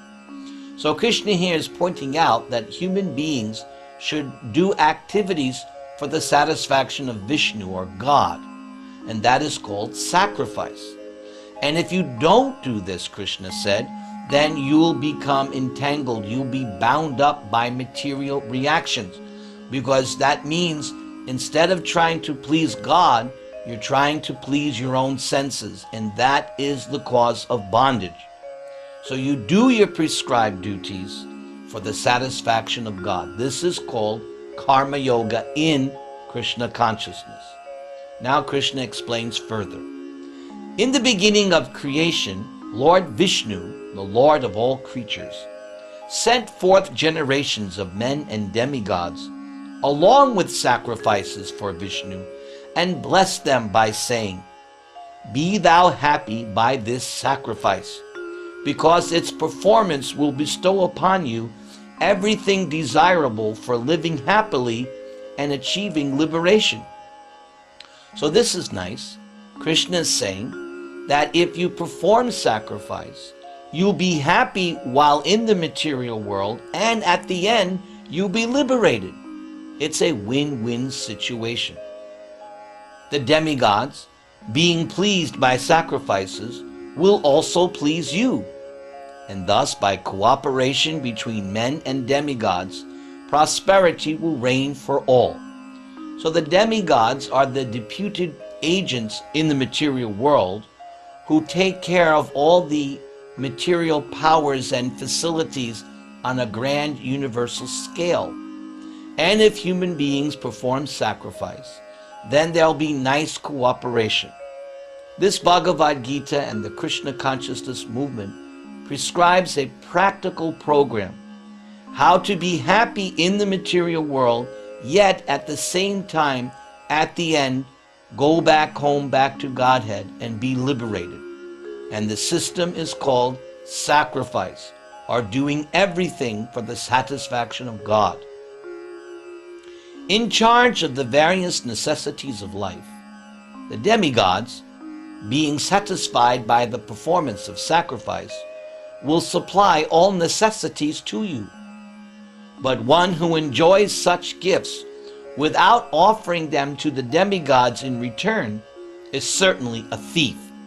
So the atheist does not recognize that anything is coming from God ultimately, or the gross materialist doesn't recognize this as well.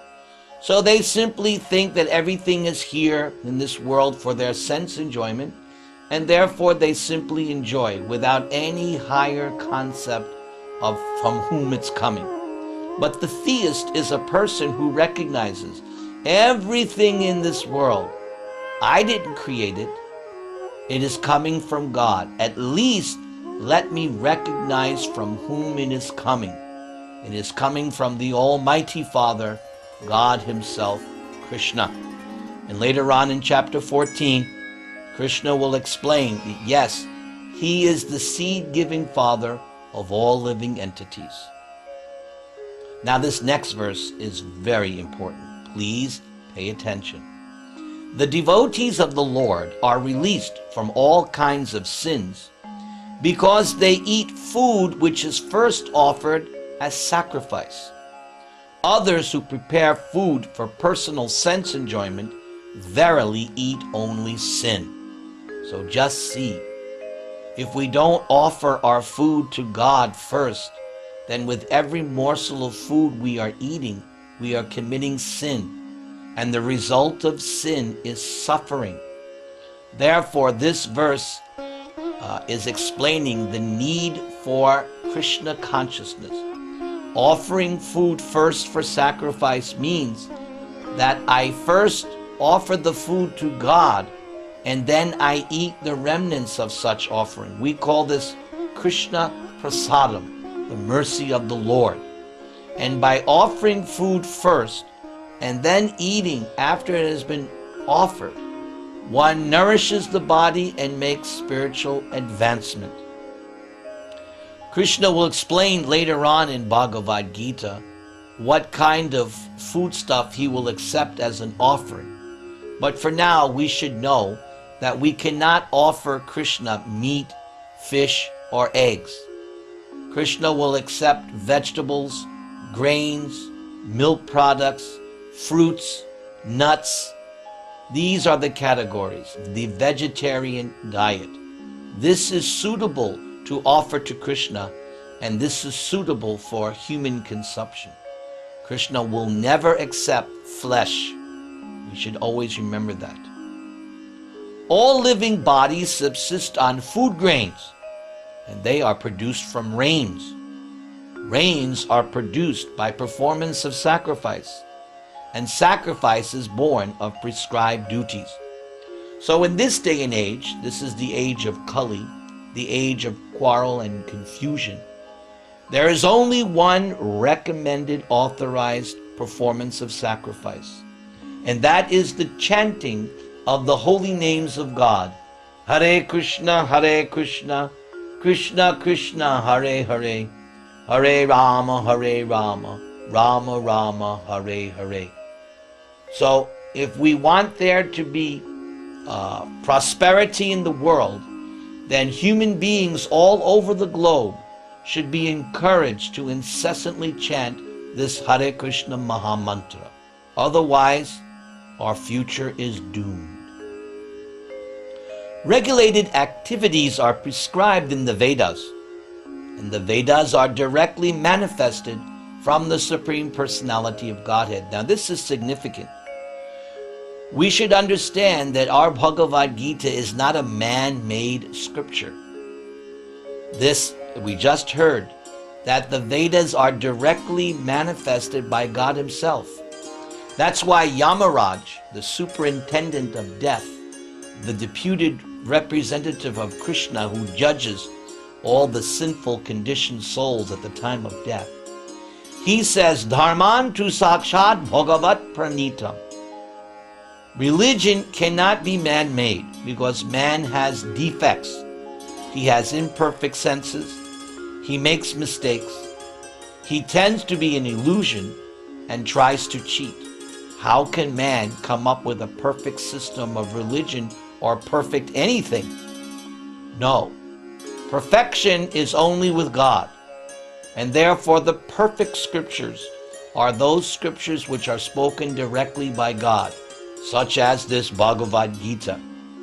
Because throughout Bhagavad Gita, Vyasadeva, the author, who he included this Bhagavad Gita in his great epic, the Mahabharata, repeatedly uses the phrase Shri Bhagavan Uvacha. He does not say Krishna Uvacha. He uses the term Bhagavan to emphasize that to the reader, that don't think that you are reading this Bhagavad Gita and it is spoken by some ordinary person. No. It is being spoken by God Himself, the God of all other gods. His name is Krishna. Consequently, the all-pervading transcendence is eternally situated in acts of sacrifice. So I mentioned this chanting of the Hare Krishna mantra. So the Hare Krishna mantra, on the basis of this verse in Bhagavad Gita, the all-pervading transcendence is situated in this sacrifice. It is called Sankirtan Yajna. The Sanskrit word for sacrifice is Yajna. So it is called Sankirtan Yajna. And the word Sankirtan means the congregational chanting, but it also means complete. This sacrifice, this performance is complete. Everything is there in this chanting of Hare Krishna to satisfy God, and everything comes from this chanting.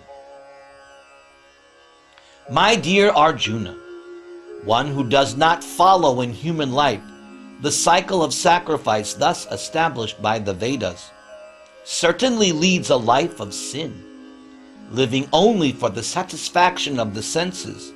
Such a person lives in vain. So here Krishna is condemning the person who simply wants to enjoy the senses without recognizing the authority and benevolence of God Almighty. The non-devotee, the atheist, the gross materialist, simply wants to exploit the resources of material nature for his or her own sense gratification. And Krishna says such a person is living in vain, because what's going to happen?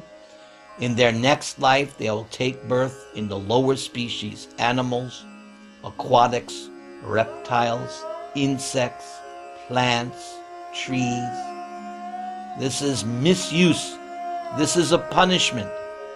Therefore, we are meant as human beings to perform sacrifice. The easiest method of sacrifice is contained in the Bhagavad Gita. It is found in the Hare Krishna movement, and it's simply to incessantly chant the holy name of God. Hare Krishna, Krishna Krishna, Hare Hare, Hare Rama, Rama Rama, Hare Hare. In the next 3 verses, 17 through 19, Krishna will explain the position of a self-realized soul. But for one who takes pleasure in the self, whose human life is one of self-realization, and who is satisfied in the self only, fully satiated, for such a person there is no duty. And this is a little obvious, because what is the whole purpose of duty? The whole purpose of performing prescribed duties is to get to the stage of self-realization. So if someone is already self-realized, there's no need for such a person to do anything but act in terms of self-realization. A self-realized person has no purpose to fulfill in the discharge of their prescribed duties, nor has that person any reason not to perform such work, nor has that person any need to depend on any other living being. Here Krishna is clarifying, no purpose means there's no ulterior purpose. The self-realized soul, being free from desire, acts only for the satisfaction of Krishna. So he has no personal desire, no personal interest. Still, they engage in their prescribed duties, and Krishna will explain a few verses from now why, and no reason not to, because the person knows I am obliged to act in terms of my eternal relationship with Krishna. Krishna continues, therefore, without being attached to the fruits of activities, so we see that this is being repeated over and over again by Krishna, so it must be an important point. One should act as a matter of duty, for by acting and working without attachment, one attains the supreme. So one's real duty, one's ultimate duty, is to always love and serve Krishna. Even Jesus Christ in the Bible said a very similar thing. He was once asked, what is the greatest commandment? And Jesus Christ said, to love God with your whole heart, your whole soul, your whole mind, and to love your neighbor as yourself. And if you study this Bhagavad Gita, you will see that the entire Bhagavad Gita is an elaborate explanation of those two statements by Jesus Christ. Therefore, one should do everything for the satisfaction of Krishna. Now, in the next two verses, 20 and 21, Krishna will explain the importance of setting the example. Kings such as Janaka attained perfection solely by performance of prescribed duties. Janaka was the father of Sita. Sita is the manifestation of the goddess of fortune when Krishna appeared in his form as Lord Ram some several millions of years prior to this Bhagavad Gita being spoken. So Janaka was the father of Sita, Sita being the eternal consort of Lord Ram. And just by him being a perfect ideal king, Janaka achieved perfection. Therefore, just for the sake of educating the people in general, you should perform your work. Krishna wants Arjuna to fight this war simply to set a good example, because it is Arjuna's duty to fight for the right cause, for the cause of justice. Arjuna is not fighting for any selfish reason. He's fighting because it is the right thing to do. That's Krishna's angle of vision. Whatever action a great man performs, common men follow. And in whatever standards one sets by exemplary acts, all the world pursues. Here is the real meaning or definition of a hero. A hero sets by example what everyone else should be doing. In Sanskrit, we call this word acharya. Acharya is someone who, not just by lip service, not just by speaking, but by their own personal demonstration, shows how one should live. And for us in ISKCON, our Acharya, who taught us everything by his personal example, how to be Krishna conscious, His Divine Grace, my loving spiritual master, A.C. Bhaktivedanta Swami Srila Prabhupada. And I must 3 times a day offer my respectful obeisances unto his lotus feet, because by hearing his words and implementing his instructions, I will traverse the path of transcendence, the path of liberation. Hare Krishna. Now, in verses 22 to 24, Krishna will explain his obligations. And we will see that Krishna also practices what he says. This is very interesting. Listen. O son of Pritha, there is no work prescribed for me within all these 3 planetary systems. So this universe, according to the Vedas, there are 14 planetary systems, and they are divided into 3 sections: the upper, higher planets, the residence of the demigods and great sages; the middle planetary systems, which are the residence of the human beings; and the lower planetary systems, which are the abodes of the demoniac personalities. So Krishna said that in terms of this material cosmic manifestation, there's no prescribed duty for him, because he's God. Who is going to tell him what to do? He is the one who dictates to everyone else. That's the definition, or one of the definitions of God. He's the supreme being, the supreme controller. Nor am I in want of anything, because Krishna is Atma Rama. Krishna is self-satisfied. You and me, we have so many desires and hankerings, so we're always looking for something to give us happiness. But Krishna, he's Atma Rama. He doesn't need anything. He's self-satisfied. Nor have I a need to obtain anything, and yet I am engaged in prescribed duties. And we saw this 5,000 years ago in the Srimad Bhagavatam, in the 90 chapters of the 10th canto, where Vyasadeva explains from the very birth of Krishna to his disappearance. We saw how Krishna acted as a young child in the forest of Vrindavan, taking care of the cows, obeying his mother and father, and then later marrying 16,108 queens only, living in the city of Dwaraka. He lived as an ideal householder.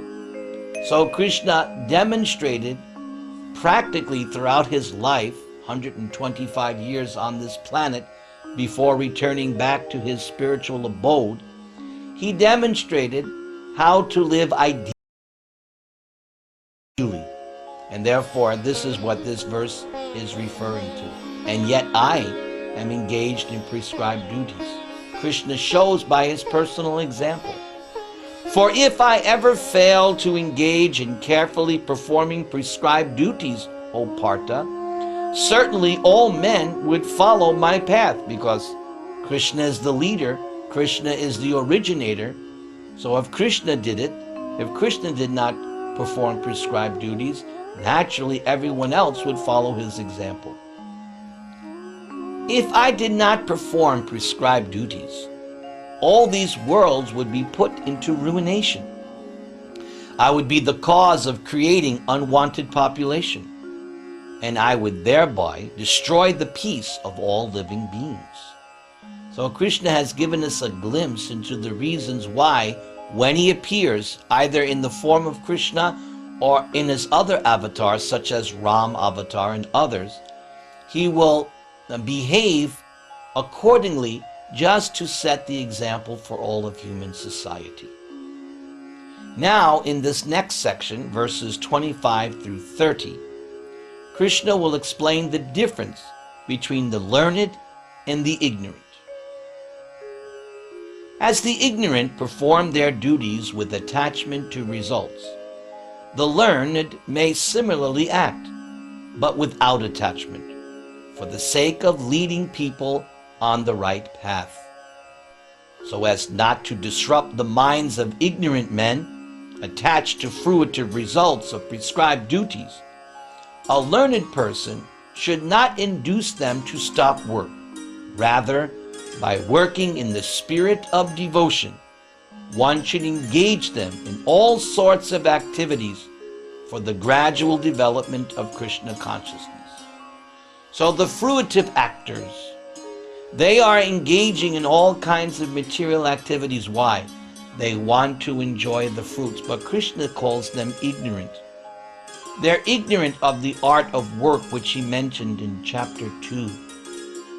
And therefore, a self-realized person or a follower of Bhagavad Gita will show by personal example that yes, you engage in prescribed duties, but offer the results to Krishna. And he shows by their personal example. The spirit soul, bewildered by the influence of false ego, thinks of oneself as the doer of activities that are in actuality carried out by the three modes of material nature. This is a very significant verse of Bhagavad Gita. False ego. False ego means the spirit soul is identifying itself not as the eternal soul, not as the eternal part and parcel of Krishna, but in terms of something in this material world. I am man, I am woman, I am American, I'm Indian, I'm a teacher, I'm a lawyer. These are called false designations. This is what we mean by false ego. True ego is explained by Krishna in chapter 15. Mamai vangsho jiva loke jiva bhuta sanatana. My dear Arjuna, all living entities are my eternal fragmental parts and parcels. And Krishna in his form of Lord Chaitanya takes it one step further. Jivara swarupa hai Krishnara nityadas.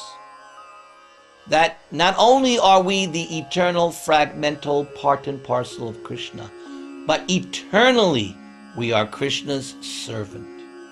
That's why to love God with the whole heart, the whole soul, the whole mind, how do you do that?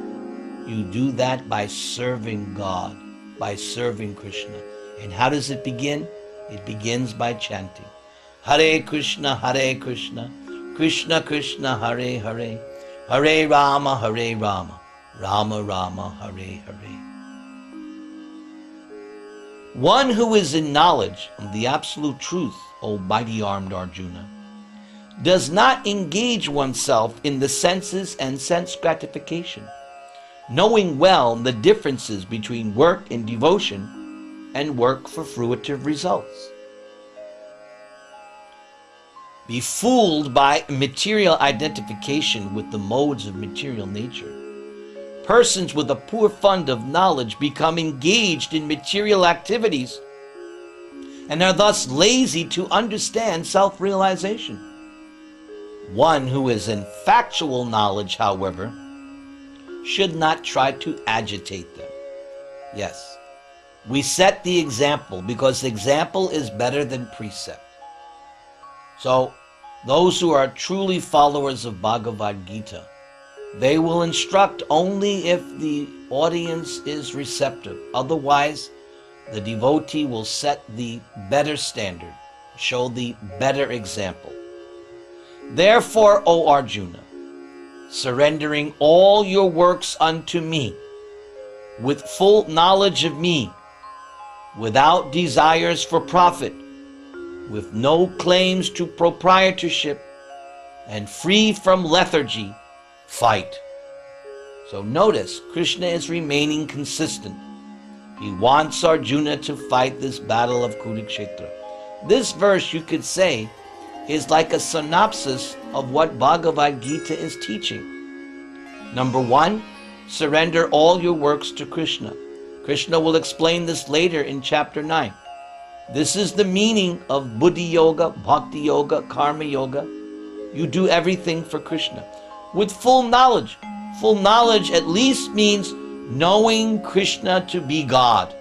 Later on in chapter 15, Krishna will say that anyone who knows him, Krishna, to be God, that person knows everything. So full knowledge means to know Krishna is God and there's nobody above him. Without desires for profit. Yes, nothing selfish. I do everything for Krishna's account. With no claims to proprietorship, because The teaching of Bhagavad Gita is that everything is the property of Krishna. I didn't create this body even. This came as a gift from Krishna. Everything is Krishna's. He is my father. I am his child. And yes, I am allowed to utilize, not exploit, utilize the property of my father. And all of us are brothers and sisters in the family of God. And free from lethargy, no laziness, no hesitancy. He wants Arjuna to fight this battle. Now in verses 31 through 35, Krishna will give his final lessons on the topics of karma and duty. Those persons who execute their duties according to my injunctions and who follow this teaching faithfully without envy become free from the bondage of fruitive actions. So here, the importance of practicing and knowing Bhagavad Gita is stressed by Krishna. But those who out of envy disregard these teachings and who do not follow them are to be considered bereft of all knowledge, befooled, and ruined in their endeavors for perfection. So here, Krishna is condemning those who do not become devotees, who do not surrender, who want to remain misers or the enjoyers of their work. And where does it come from? Envy. Envy is the original sin. Envy means I don't want to see and accept Krishna as the supreme God. I don't want to see Krishna as the supreme enjoyer. Rather, an envious person, him or herself, wants to be God, wants to be the supreme enjoyer, wants to be the supreme proprietor. It all begins with this first original sin, wanting to be God rather than the eternal servant of God. This is a very important fundamental concept in understanding Bhagavad Gita. That I am not the supreme enjoyer. I am not the supreme proprietor. I am not the supreme friend. That is reserved for Krishna, for God. Me, I am simply his insignificant, humble servant. And in that mood, I can easily always chant the holy name. Hare Krishna, Krishna Krishna, Hare Hare, Hare Rama, Rama Rama, Hare Hare.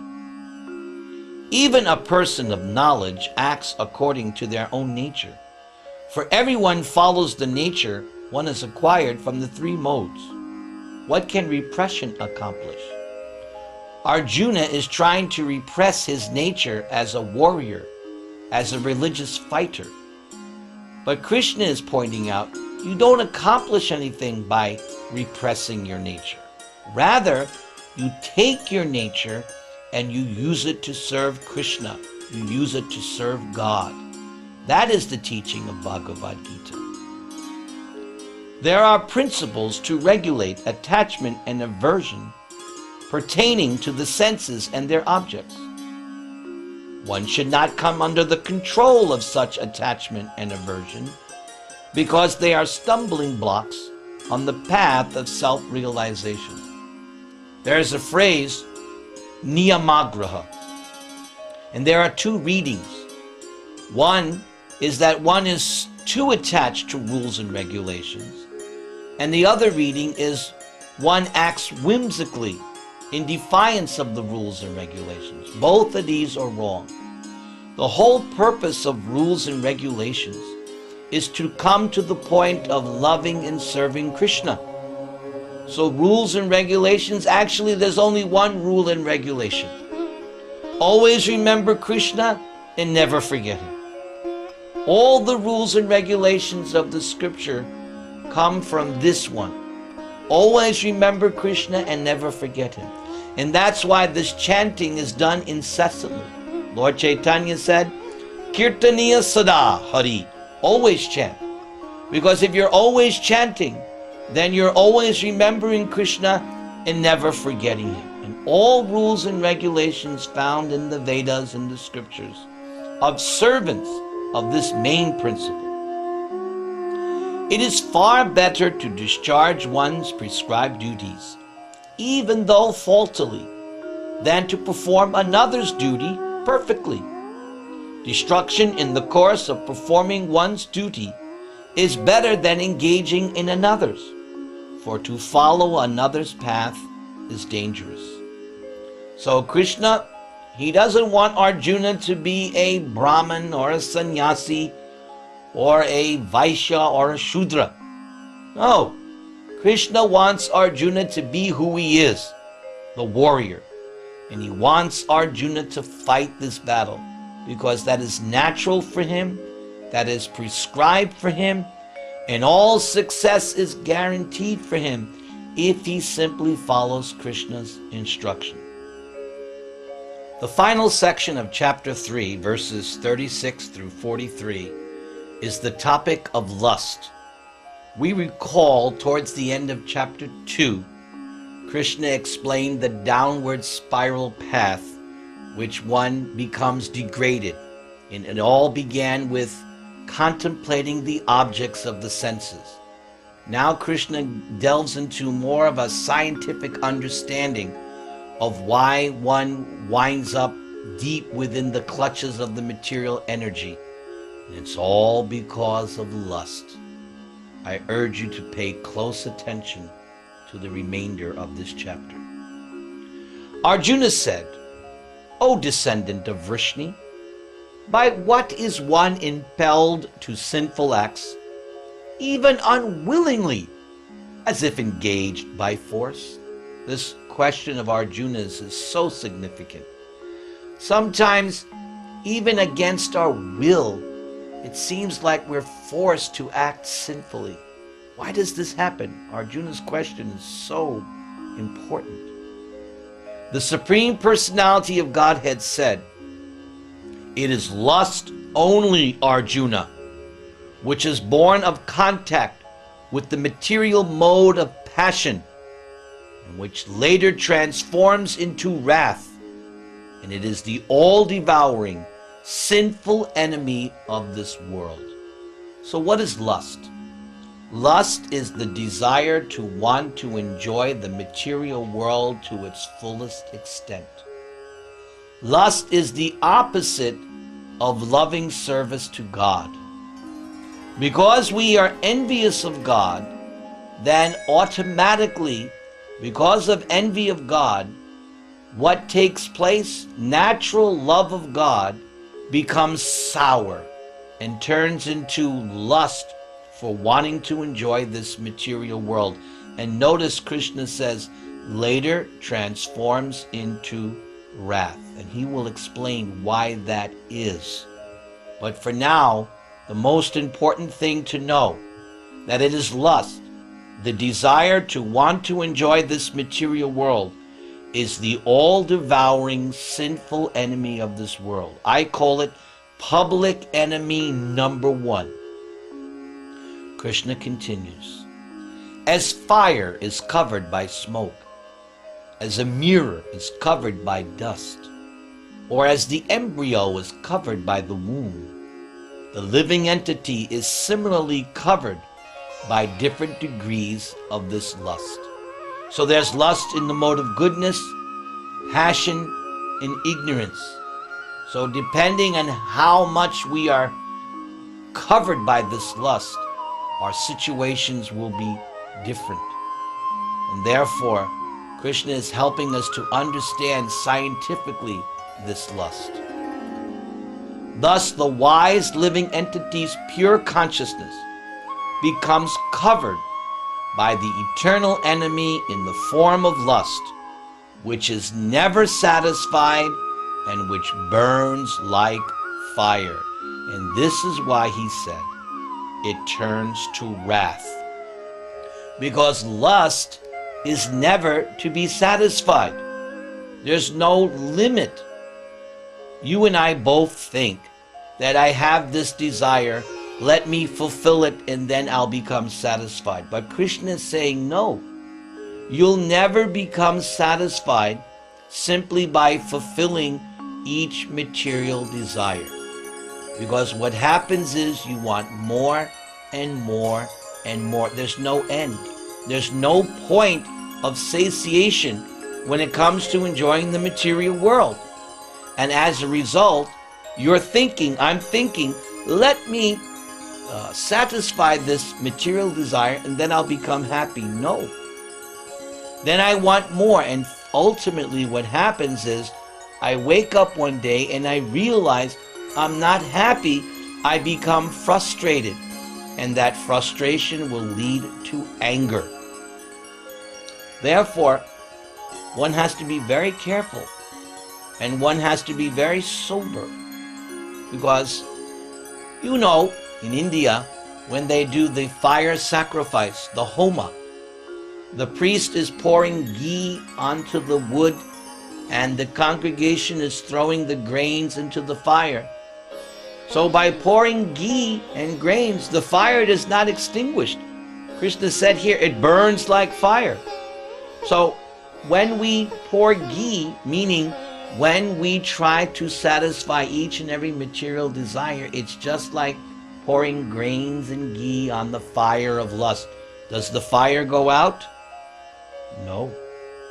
It becomes enraged. This example of Krishna, it burns like fire. When you're full of material desires, there's a burning sensation in the heart. The only way to extinguish it, give up lust. And how do you give up lust? You love and serve Krishna. Hare Krishna, Krishna Krishna, Hare Hare, Hare Rama, Rama Rama, Hare Hare. The senses, the mind, and the intelligence are the sitting places of this lust. And through them, lust covers the real knowledge of the living entity and bewilders one. So Krishna is kind enough to point out where the enemy is hiding. As I said, public enemy number one is lust. And where is the enemy hiding? Krishna pointed out the mind, the senses, and intelligence. So if you know where the enemy is, then you can deal with it. That's why it's so important to study Bhagavad Gita daily, because there's so much information here that we need to know in order to traverse the path of transcendence. Therefore, O Arjuna, best of the Bharatas, in the very beginning, curb this great symbol of sin, known as lust, by regulating the senses, and thus slay this destroyer of knowledge and self-realization. So here, Krishna has given us the solution. In the beginning, as we say in America, nip it in the bud. Don't let lust go on and on. As soon as you detect that you're under the influence of lusty desires, stop it, end it right then and there. And remember, your mind, intelligence, and senses are going to be influencing you. No, we want to be satisfied, but you have to rise above and tell your mind, senses, and intelligence, no, this is lust and it'll never be satisfied. I'm going to surrender to Krishna instead. Look what Krishna says now. The working senses are superior to dull matter.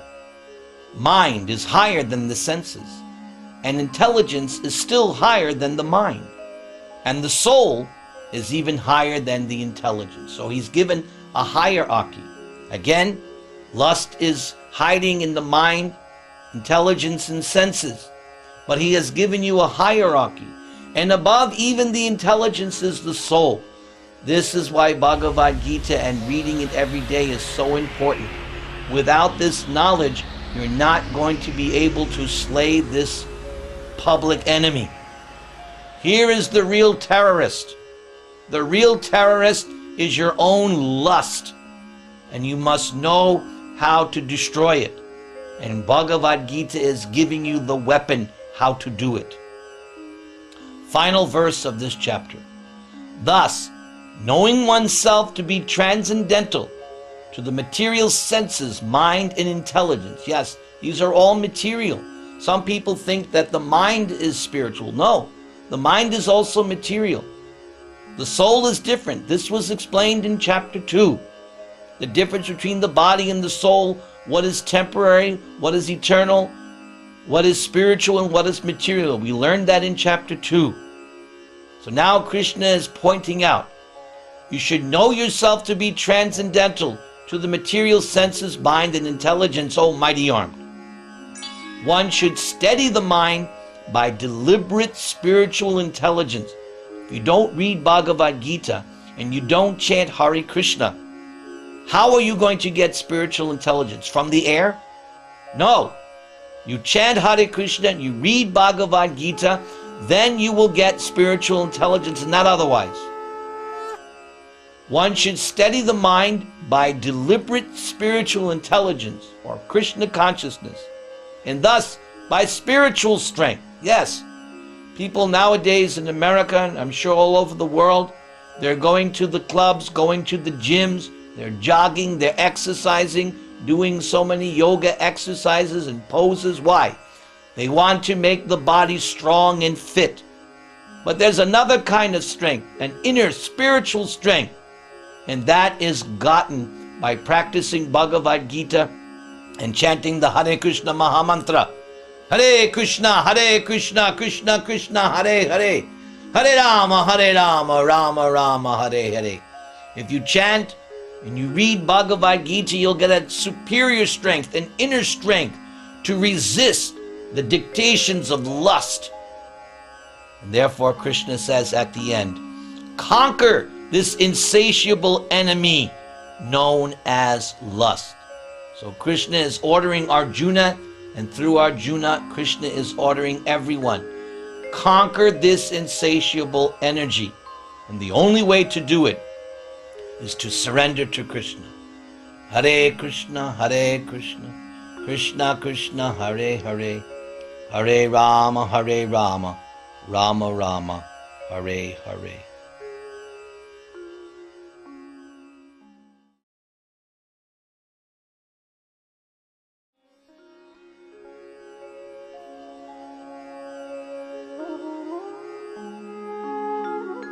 Bhagavad Gita as this, the Song of God, as translated by His Divine Grace, the ISKCON founder Acharya, Srila A.C. Bhaktivedanta Swami Prabhupada. Chapter 4, Transcendental Knowledge. Transcendental knowledge means knowledge beyond the range of the three modes of material nature. Later on, in chapters 14, 17, and 18, Krishna will give a detailed analysis of the three modes of material nature.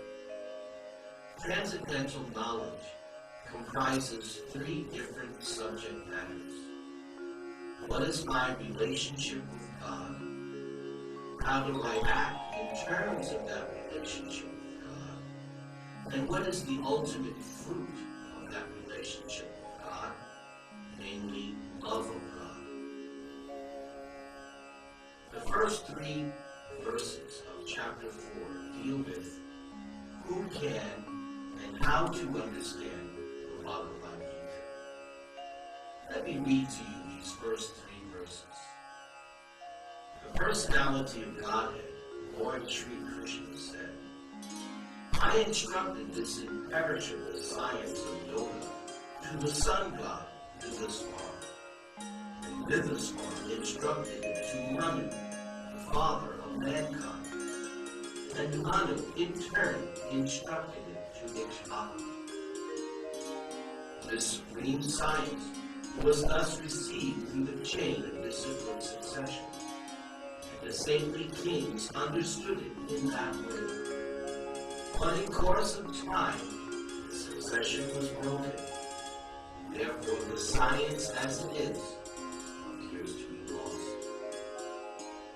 That very ancient science of the relationship with the Supreme, is today told by me to you, because you are my devotee as well as my friend, and therefore can understand the transcendental mystery of this science. So here we see that the Bhagavad Gita has been in human society for millions of years. And Krishna at this time, on the battlefield of Kurukshetra, has detected that the chain of disciplined succession needs to be reestablished. And he has selected Arjuna to be the recipient. And Arjuna's two main qualifications, that he is a devotee and friend of Krishna. And this is most significant. If we also want to understand Bhagavad Gita, then we must become a devotee and friend of Krishna. In verses 4 through 9, we will understand Krishna's transcendental position. Please listen carefully.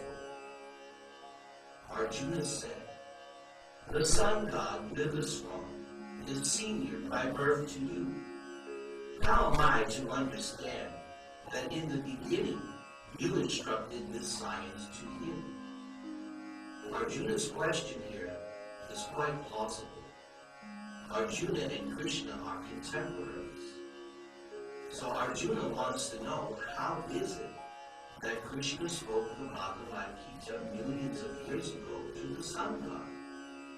The personality of God had said, "Many, many births both you and I have passed.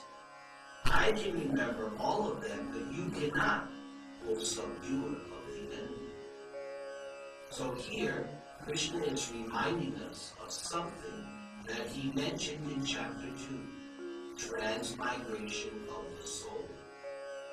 Also, this statement by Krishna points out the difference between man and God. God has a memory which is infallible, but man is just the opposite. Although I am unborn, and my transcendental body never deteriorates, and although I am the Lord of all living entities, I still appear, I still incarnate in every millennium in my original transcendental form by my internal energy. Here is further differentiation between God and man. First, Krishna says he's unborn. Next, he says he has a transcendental body and has a material body. But Krishna's body, God's body, is spiritual, transcendental. Our bodies decay. Here, Krishna says his body does not deteriorate. Krishna also said he is the Lord of all living entities. This is a theme which will be repeated throughout Bhagavad Gita. But then he says, in every millennium he appears, and he appears in his original transcendental form by his internal or spiritual pleasure potency. Man appears not by his spiritual potency, but by the influence of the laws of material nature. Therefore, there are major differences between God and man. Whenever and wherever there is a decline in religious practice and a predominant rise of irreligion, at that time I descend myself. So here are some reasons why God appears. When there are discrepancies in religious practice, God sees that there's a need to reestablish the true principles of religion. To deliver the pious and to annihilate the miscreants, as well as to reestablish the principles of religion, I myself appear millennium after millennium. It appears that God cares about human society, and he comes with a twofold purpose. to destroy the atheistic, demoniac class, and to give benediction to the faithful, to the devotees. One who knows the transcendental nature of my appearance and activities does not, on leaving the body, take his or her birth again in this material world, but attains my eternal abode. Here we see the benefit of understanding Krishna. If we can understand that Krishna's appearance is not like that of a human being, if we can understand that Krishna's appearance in this world is transcendental, that it's divine, and if we can understand that all the activities of Krishna, from his so-called birth, all the way up and including this battlefield of Kurukshetra, if we can understand clearly that his activities are transcendental beyond any tinge of material contamination, then the reward is that after giving up this particular material body, we are allowed to go and live with Krishna eternally in his abode, the kingdom of God, the spiritual world. Now, in verses 10 through 15, we will learn from Krishna how to achieve perfection. Listen carefully. Being freed from attachment, fear, and anger. Being fully absorbed in me. Taking refuge in me. Many persons in the past became purified by knowledge of me, and thus they all attained transcendental love for me. So this is what I mentioned at the beginning. The goal of transcendental knowledge is to develop love of God. So here Krishna pointed out the things that we must become free from. Attachment to anything in this material world. Fear. Where does fear come from? It comes from identifying with this body, from identifying with this temporary world. Anger. We remember in chapter 2, anger came from frustration of material desires. And then on the positive side, Krishna said that we should become absorbed in him. Body, mind, activities. And then he said, taking refuge in me. Taking refuge in Krishna will be repeated. And refuge means to surrender. And to surrender to Krishna is very easy. I'll teach you how to surrender to Krishna. Repeat after me. Hare Krishna. Hare Krishna. Krishna Krishna. Hare Hare. Hare Rama. Hare Rama. Rama Rama. Hare Hare. If you chanted with me, you have begun your surrender to Krishna. Let's continue. As all surrender unto me, I reward them accordingly. Everyone follows my path in all respects. Here we see that nothing is separate or independent of Krishna. Whatever anyone wants is going to be rewarded by Krishna. So Krishna said, it's reciprocal. As you approach him, he rewards you.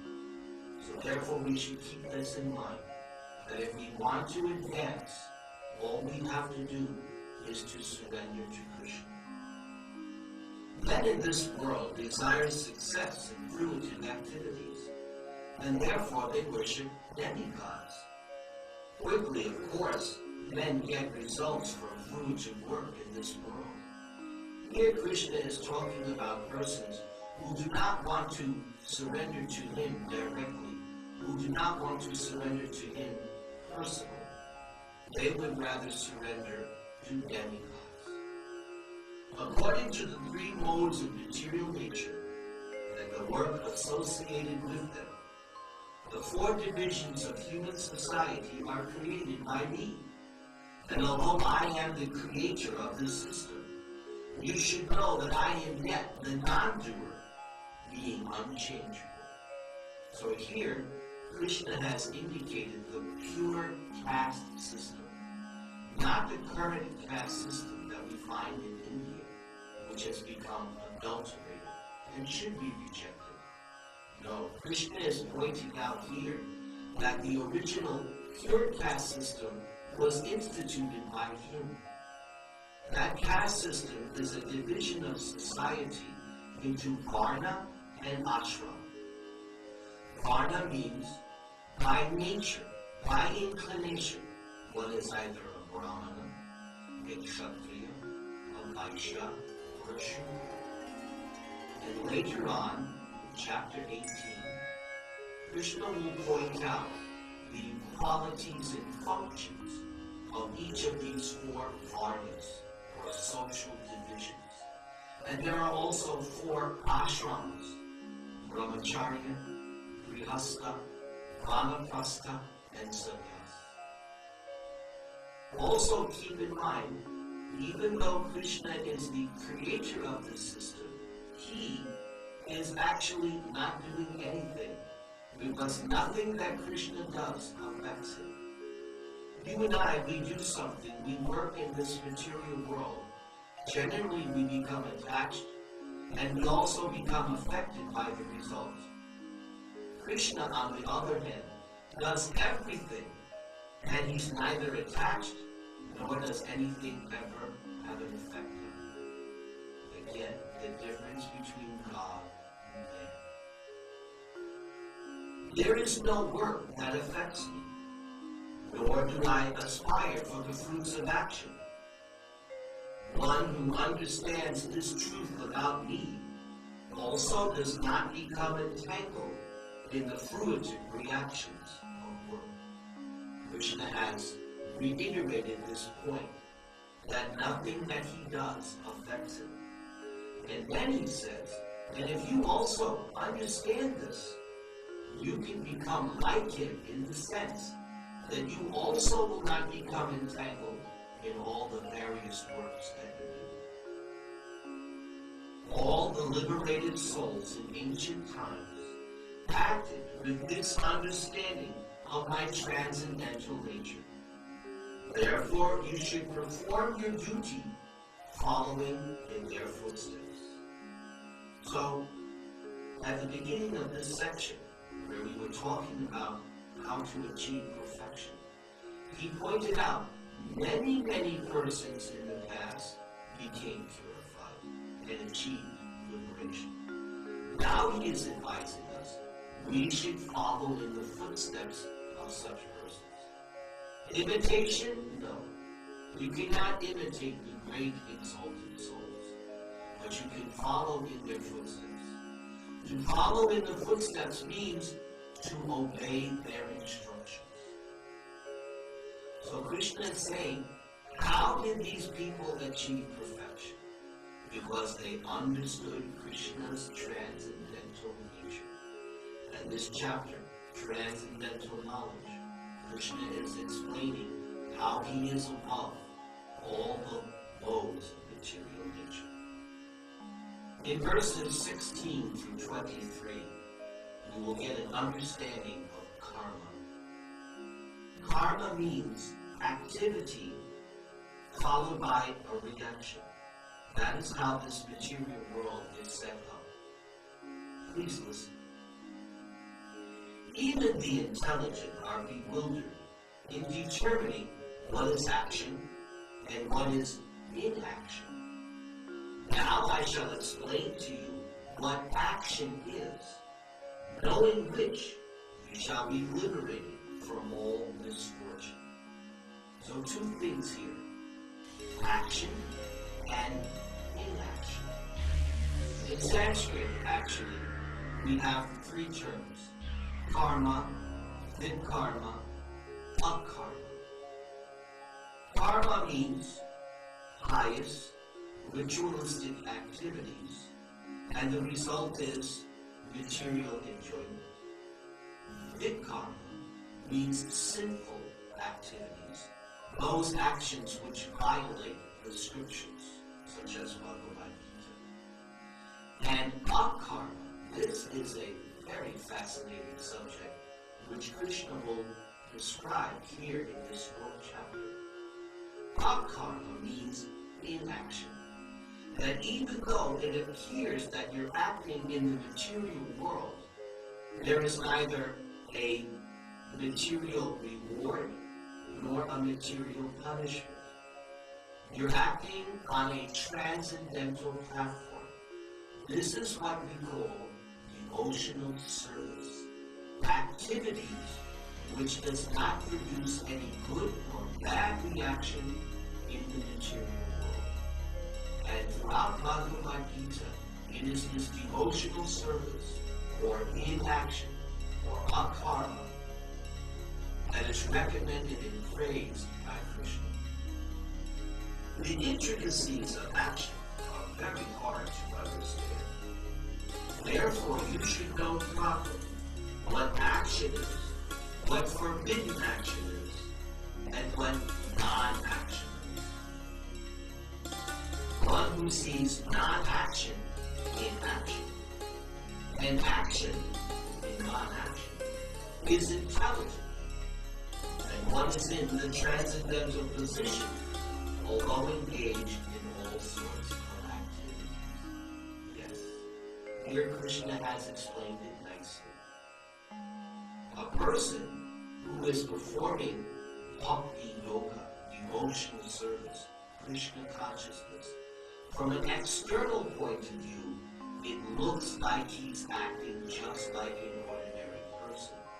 But Krishna just said, there is no action here because it's transcendental. And somebody who thinks, I will stop all activity and thereby gain liberation, Krishna was saying, no.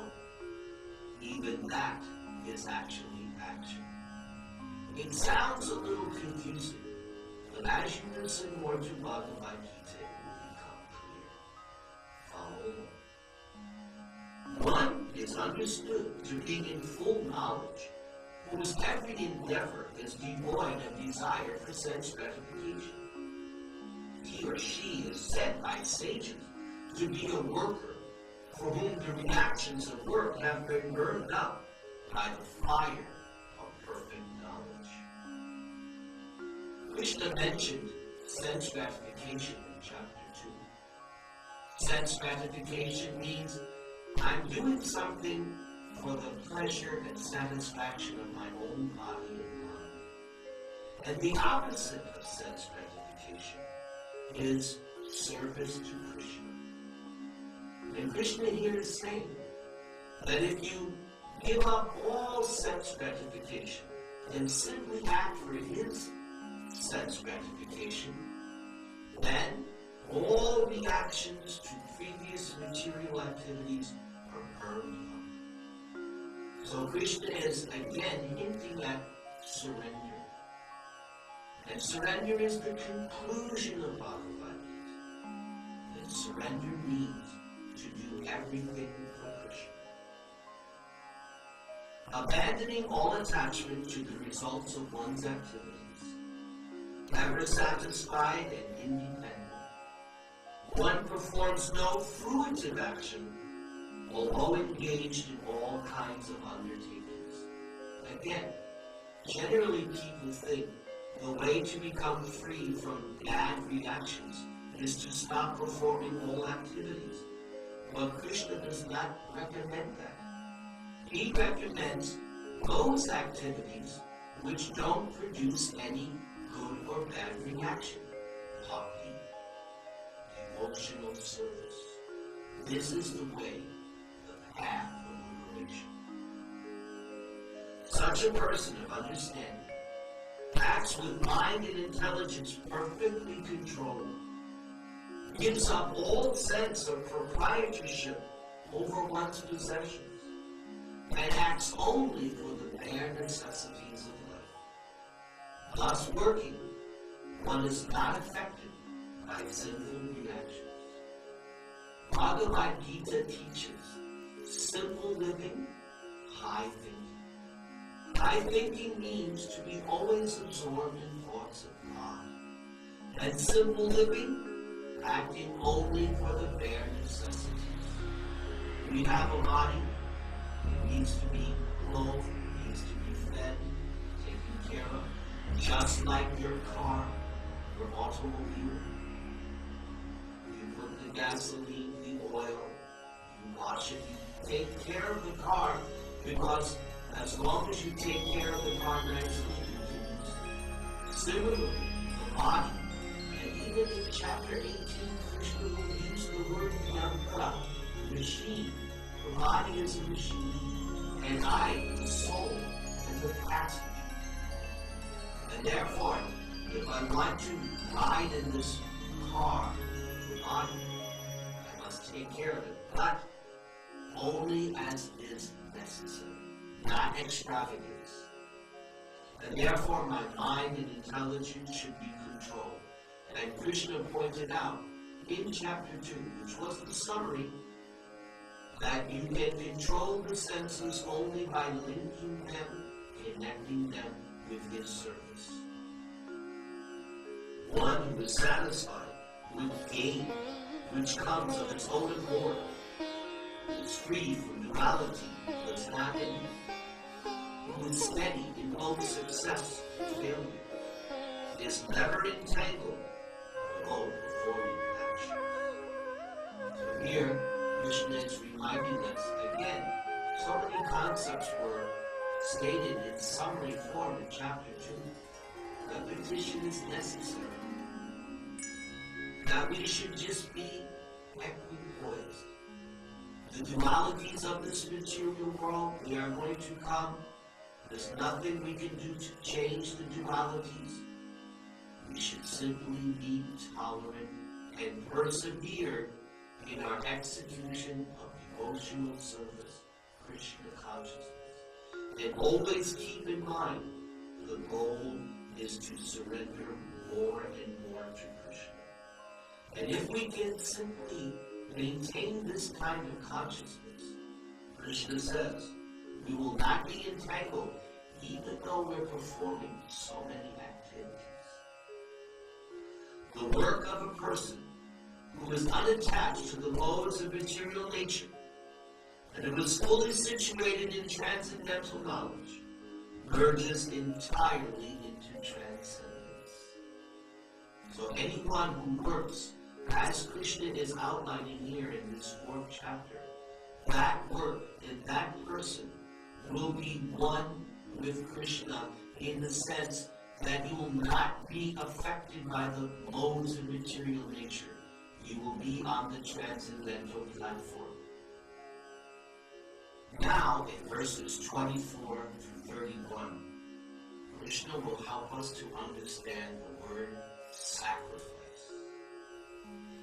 A person who is fully absorbed in Krishna consciousness is sure to attain the spiritual kingdom because of one's full contribution to spiritual activities in which the consummation is absolute and that which is offered is of the same spiritual nature. Krishna consciousness, that is what Bhagavad Gita is teaching. To be always absorbed in thoughts of Krishna. And this word, consummation, it means to bring to completion, to bring to fruition. Krishna is saying that when you are in Krishna consciousness, everything takes on a transcendental or absolute nature, which is opposed to our experience in this material world. Some yogis perfectly worship the demigods by offering different sacrifices to them. And some of them offer sacrifices in the fire of the Supreme Brahman. Some, the unadulterated brahmacharis, sacrifice the hearing process and the senses in the fire of mental control. And others, such as the regulated householders, sacrifice the objects of the senses in the fire of the senses. So the unadulterated brahmacharis, they have taken a vow of strict celibacy. And they sacrifice the hearing process. They only hear subject matter of transcendence. They only hear spiritual or transcendental sounds. They're not listening to cinema songs. They're not listening to the radio. They're only listening and hearing transcendental sound vibration, especially Bhagavad Gita and the Hare Krishna Mahamantra. Can you chant one more time out there? Follow me. Hare Krishna, Hare Krishna, Krishna Krishna, Hare Hare, Hare Rama, Hare Rama, Rama Rama, Hare Hare. The regulated householders, we have in Sanskrit Grihastha and Grihamedhi. And there are 180 degrees opposite. The Grihastha is in an ashram. His senses are regulated. The Grihamedhi has no control over his senses. He or she thinks the goal of life is simply to gratify and satisfy the whims of the senses. And therefore, the Grihastha sacrifices the objects of the senses in the fire of the senses. In other words, the regulated householder does not give in to the dictations of the senses. Others, who are interested in achieving self-realization through the control of the mind and senses, offer the functions of all the senses and the life breath as oblations into the fire of the controlled mind. Having accepted strict vows, some become enlightened by sacrificing their possessions, and others by performing severe austerities, by practicing the yoga of eightfold mysticism, or by studying the Vedas in order to advance in transcendental knowledge. Still others who are inclined to the process of breath restraint to remain in trance, practice by offering the movement of the outgoing breath into the incoming breath into the outgoing, and thus at last remain in trance, stopping all breathing. Others, curtailing the eating process, offer the outgoing breath into itself as a sacrifice. So Krishna has outlined various kinds of persons who are trying to reach the stage of self-realization, the state of trance, the state of being beyond the modes of nature by various types of sacrifice. Now listen to what he says. All these performers who know the meaning of sacrifice become cleansed of sinful reactions. And having tasted the nectar of the results of such sacrifices, they advance toward the supreme eternal atmosphere. So the meaning of sacrifice, to work on behalf of the Supreme. This was mentioned in chapter 3, where Krishna said that if you're not offering the results of your activities to Him, to God, then whatever you are doing, you are going to become entangled. And if you perform sacrifice, the result will be you become cleansed of sinful reactions. And you will taste something by performing the sacrifice. And that taste, he mentioned in chapter 2, a higher taste, the taste of transcendence, the taste of Krishna consciousness. And, as we heard earlier in this chapter, you will go to Krishna's abode. Here he says, the supreme eternal atmosphere. Here, we're living in a material atmosphere. Whether it's India or America, the atmosphere is most polluted. But the supreme eternal atmosphere, that is the kingdom of God. We call that Paravyom in Sanskrit, the sky of Vaikuntha, the atmosphere where there's no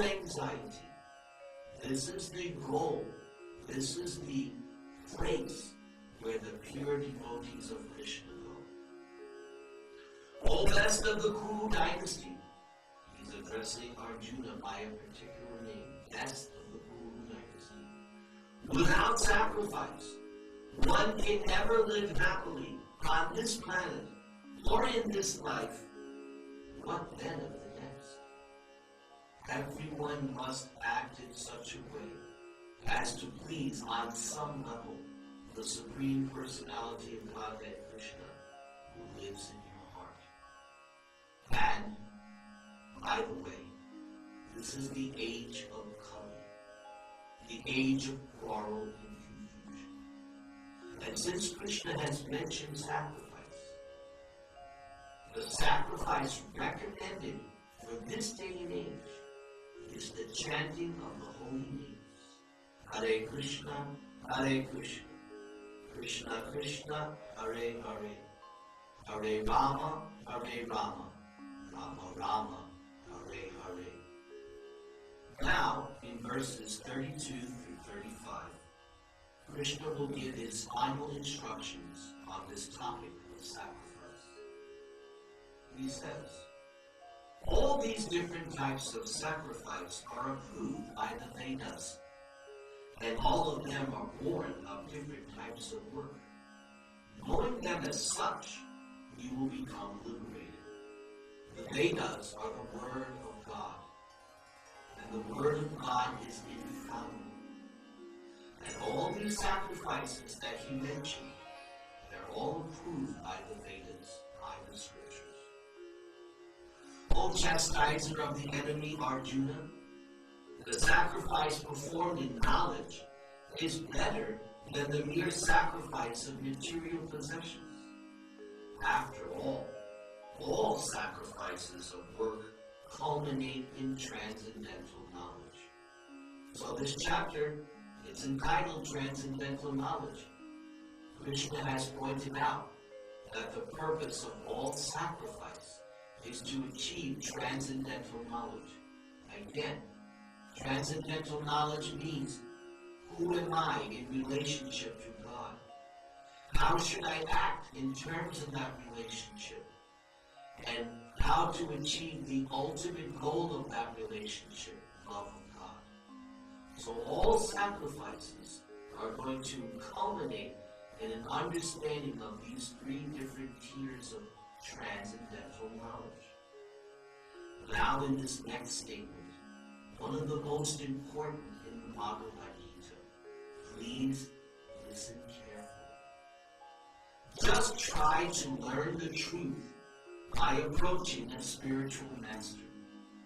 Inquire from him submissively and render service unto him. The self-realized souls can impart knowledge unto you because they have seen the truth.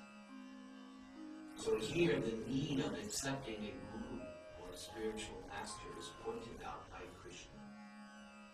And notice, how should we approach the spiritual master? There should be inquiries. And those inquiries should be based on transcendental subject matter, on transcendental knowledge, not on inferior or material knowledge. And how should we inquire? Submissively, not challenging. And rendering service. We should be ready to render service to the Guru, to the spiritual master, to the self-realized souls who have seen the truth. And what is that truth? Krishna explains it in the next verse. Having obtained real knowledge from a self-realized soul, you will never again fall into such illusion. For by this knowledge, you will see that all living beings are but part of the Supreme, or in other words, they are mine. So this ties in perfectly what I was saying. What is transcendental knowledge? So he says, you'll never fall again into such illusion. Arjuna was in illusion in chapter 1 and the beginning of chapter 2 because he didn't want to fight the battle. He dropped his bow. He said, I shall not fight. And he said, now I am confused about my duty. But he surrendered to Krishna and accepted Krishna as his guru. We should do the same. We should all admit, I'm an illusion. I am confused. But I will become liberated by accepting Krishna as the supreme authority. And what is this knowledge? All living beings are but part of the Supreme. This will be explained by Krishna in chapter 15, that all living beings are parts and parcels of Him, parts and parcels of Krishna. And they are His. We are God's property. We belong to the family of Krishna. This is how we should see ourselves. Not that I belong to this family, I belong to this community, I belong to this country. These are all designations. These are all temporary. This is illusion. I'm not American, I'm not Hindu, I'm not black, I'm not white, I'm not man, I'm not woman. I am part and parcel of Krishna. I belong to Him. This is self-realization. Now, the chapter will finish up verses 36 to 42. Krishna will help us to understand transcendental knowledge. I invite you to come in. Even if you are considered to be the most sinful of all sinners, when you are situated in the boat of transcendental knowledge, you will be able to cross over the ocean of miseries. I am very much like the sinful of all sinners. You may think that you are so fallen that you're the lowest of the low. Doesn't matter. Just get on board the boat of transcendental knowledge. Just read and hear Bhagavad Gita every day. Then you'll be on a safe boat, not the Titanic, but on a safe boat, and you will cross and you will go back to Godhead. As a blazing fire turns firewood to ashes, so does the fire of knowledge burn to ashes all reactions to material activities. This is a nice example that Krishna is giving. Those of you who know, when there is a homa, when there is a fire sacrifice, the people are throwing the grains into the fire. The priest is pouring the ghee, not milk. Sacrifice should be performed with ghee. And the mantras are being chanted, and the wood is being added. At the end of the sacrifice, everything has turned into ash. That is what happens to all the reactions of our sinful material activities when we engage in the teachings of Bhagavad Gita, Krishna consciousness, and surrender to Krishna. In this world, there is nothing so sublime and pure as transcendental knowledge. Such knowledge is the mature fruit of all mysticism. And one who has become accomplished in the practice of emotional service enjoys this knowledge within oneself in due course of time. So you must be patient. As they say, Rome was not built in a day. Your advancement in Krishna consciousness will gradually increase. Krishna will mention this in chapter 6, gradually, step by step. But for now, we should know nothing is better than transcendental knowledge. This is the mature fruit. Sometimes we pick fruits, but we want the mature fruit, the ripened fruit, because that is the most tasty. So the tasty fruit is this transcendental knowledge. And if you become very accomplished in this Bhagavad Gita or emotional service, you will taste that fruit. And what is that taste? It is called bliss. A faithful person who is dedicated to transcendental knowledge and who subdues their senses is eligible to achieve such knowledge. Having achieved it, one quickly attains the supreme spiritual peace. I have been preaching Krishna consciousness over 30 years. Wherever I go around the world, inevitably people ask me, Swamiji, give me peace, can you please bless me? I cannot bless anyone. Peace, Krishna is telling you how to achieve peace. You have to be a faithful person, faithful to Krishna. You have to be dedicated to this transcendental knowledge. And very importantly, subdue the senses. Then you're eligible for transcendental knowledge. Once you have transcendental knowledge, now you have the supreme spiritual peace. In the material world, there's temporary peace. Because peace in the material world will always be followed by war. Because that is the way of the material world. Real peace, that's on the spiritual platform. That's what Bhagavad Gita is teaching. And you can have that peace when you follow Bhagavad Gita and get the transcendental knowledge. But ignorant and faithless persons who doubt the revealed scriptures do not attain God consciousness. They fall down.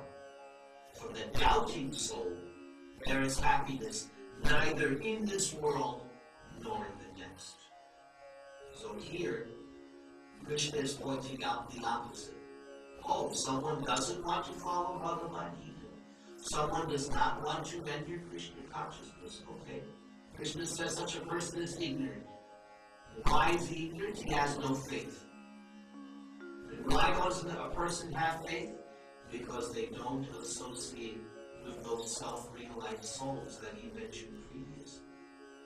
He refuses to associate with such self-realized souls, therefore he has no faith. And they doubt the revealed scriptures. Once you have full faith in Bhagavad Gita, not doubt Bhagavad Gita. If you doubt Bhagavad Gita, you're not going to get God consciousness. You'll get bodily consciousness. And as he said, they fall down. He mentioned this in chapter 2. If you don't execute Krishna consciousness, what happens? Your senses will contemplate the objects of the senses. And by that contemplation, you become attached. Then lust. What lust we learned in chapter 3 is never to be satisfied, and it burns like fire. Now you're in trouble. You lose your memory. You forget who you are. And gradually you fall down deeper into the modes of material energy. That's what he's talking about. You fall down. The goal of life is to go up, to transcend, to go to the kingdom of God.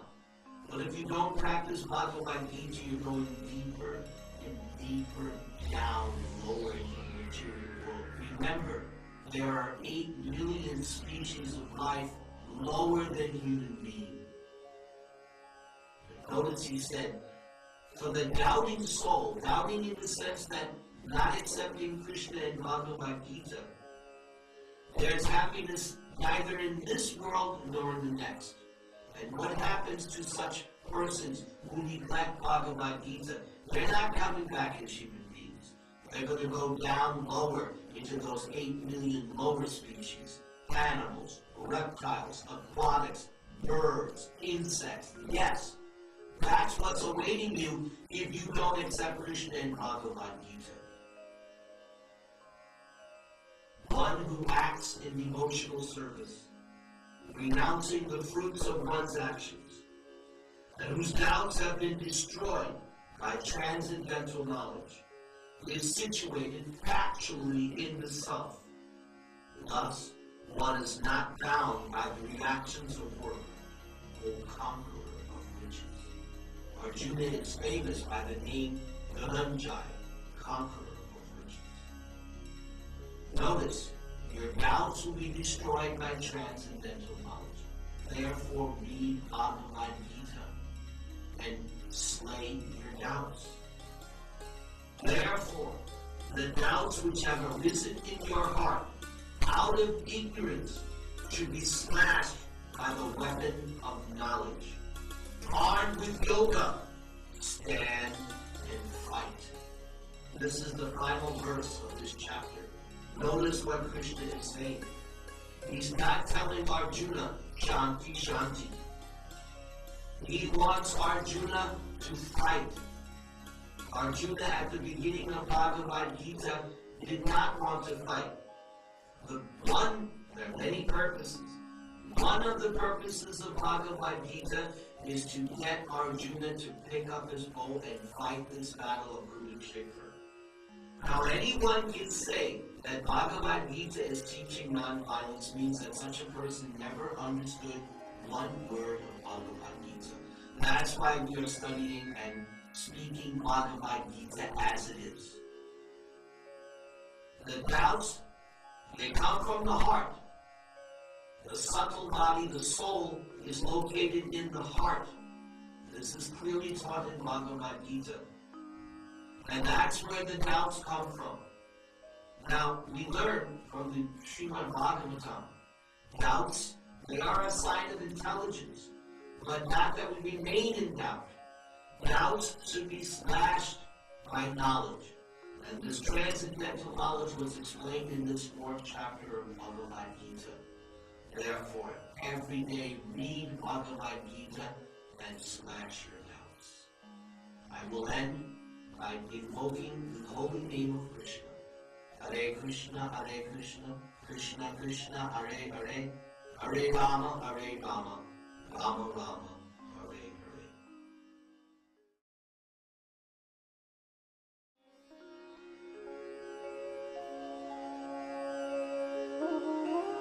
Chapter 5, Karma Yoga, Action in Krishna Consciousness. This chapter will explain a little further what was mentioned in chapter 4, and some things that were mentioned in chapter 3. We recall that chapter 3 was entitled Karma Yoga, and now he's taking it a bit further because he introduced in the previous chapter action in non-action and non-action in action. So he's going to further solidify this concept of action in Krishna consciousness. In verses 1 through 6, Krishna will explain what is sannyas, karma yoga, and samadhi. Listen carefully. Arjuna said, O Krishna, first of all, you asked me to renounce work, and then again you recommend work with devotion. Now will you kindly tell me carefully, which of the two is more beneficial?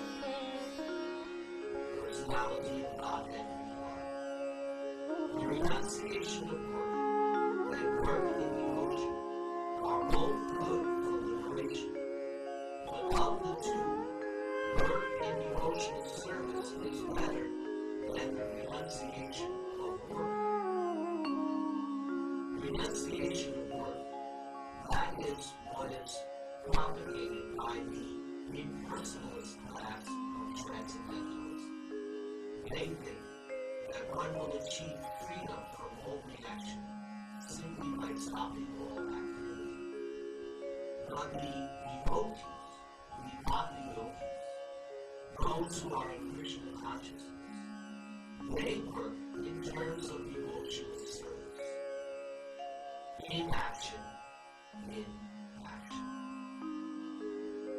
One neither hates nor desires the fruits of one's activities. It is known to be always renounced. Such a person, free from all dualities, easily overcomes material bondage and is completely liberated from the mighty arm of Arjuna. once again, this is something Krishna has repeated several times, to be equity-force, not to be affected by the dualities of this material world. Only the ignorant speak of devotional service, or karma yoga, as being different from the analytical study of the material world, sankhya. Those who are actually learning, they say that one who applies him or herself to one of these moves achieves the results of both, because the goal is the same. The goal is transcendental knowledge of Krishna. One who knows that the position reached by means of analytical study can also be attained by devotional service, and who therefore sees analytical study and devotional service to be on the same level, sees things as they are. Merely renouncing all activities and yet not engaging in the devotional service of the Lord cannot make one happy. But a thoughtful person engaged in devotional service can achieve the supreme without delay. This final statement is very telling. If I simply renounce my activities, I'm not going to be ultimately happy. But if I engage in service to Krishna, using my body, mind, and words in his service, then I will achieve the supreme state of Krishna consciousness. Now in verses 7 through 15, Krishna will explain the art of working. One who works in devotion, who is a pure soul, who controls the mind and senses, is dear to everyone, and everyone is dear to one. Though always working, such a person is never entangled. Here again, he reiterates what was mentioned in chapter 4, that the devotee, the one who works in Krishna consciousness, although he is active, she is active, there is no material reaction. Everything merges into transcendence. A person in the divine consciousness, although engaged in seeing or hearing, touching or smelling, eating, moving about, sleeping, and breathing, always knows within oneself that one actually does nothing wrong. Because while speaking, evacuating, receiving, or opening or closing the eyes, one always knows that only the material senses are engaged with their objects, and that one is aloof from them. This harkens back to what we learned at the beginning of chapter 2, the difference between the body and the soul, the difference between what is eternal and what is temporal, the difference between matter and spirit. The body, like a machine, like a car, is doing so many actions and reactions.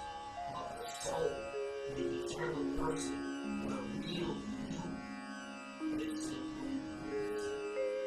You are not doing things. One who performs one's duty without attachment, surrendering the results unto the Supreme Lord, is unaffected by sinful action, as the lotus leaf is untouched by water. Such a nice example given by Krishna.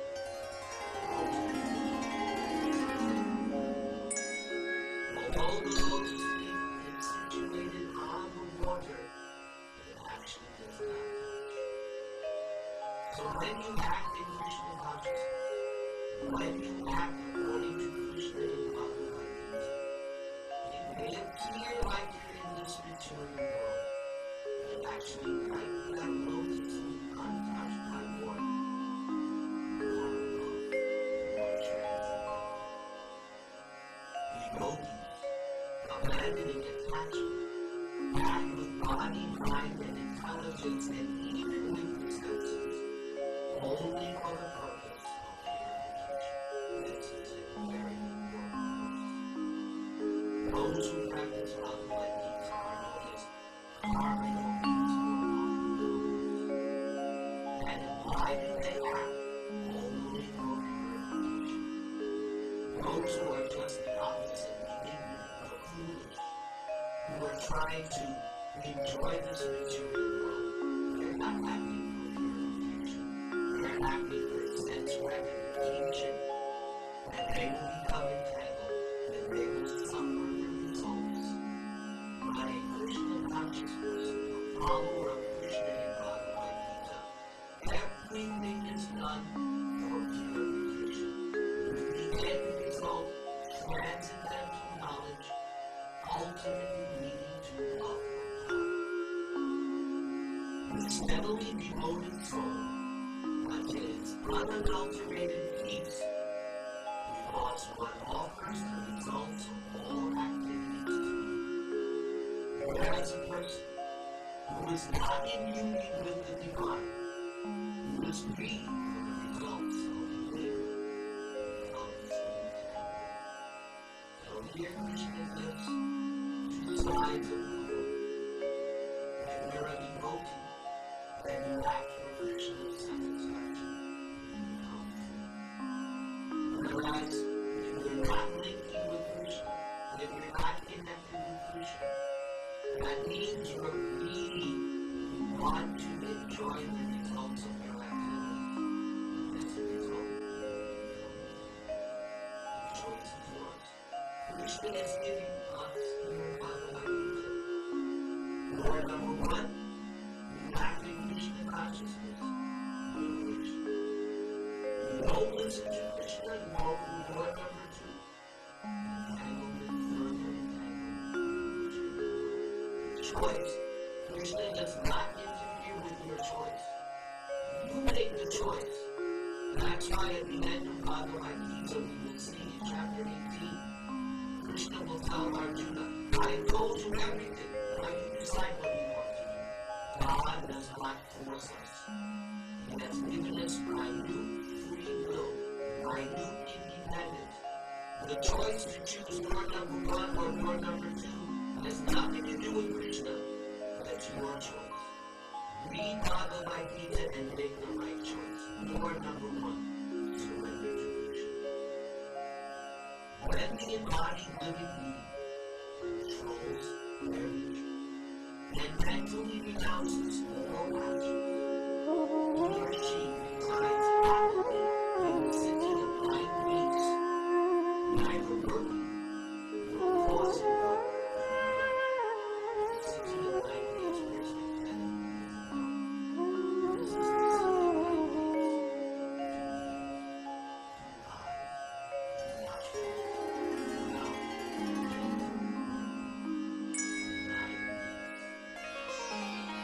Krishna says here, you want to live happily in your city of life? Then you have to control your nature, your senses, your mind. Perform Bhagavad Gita activity.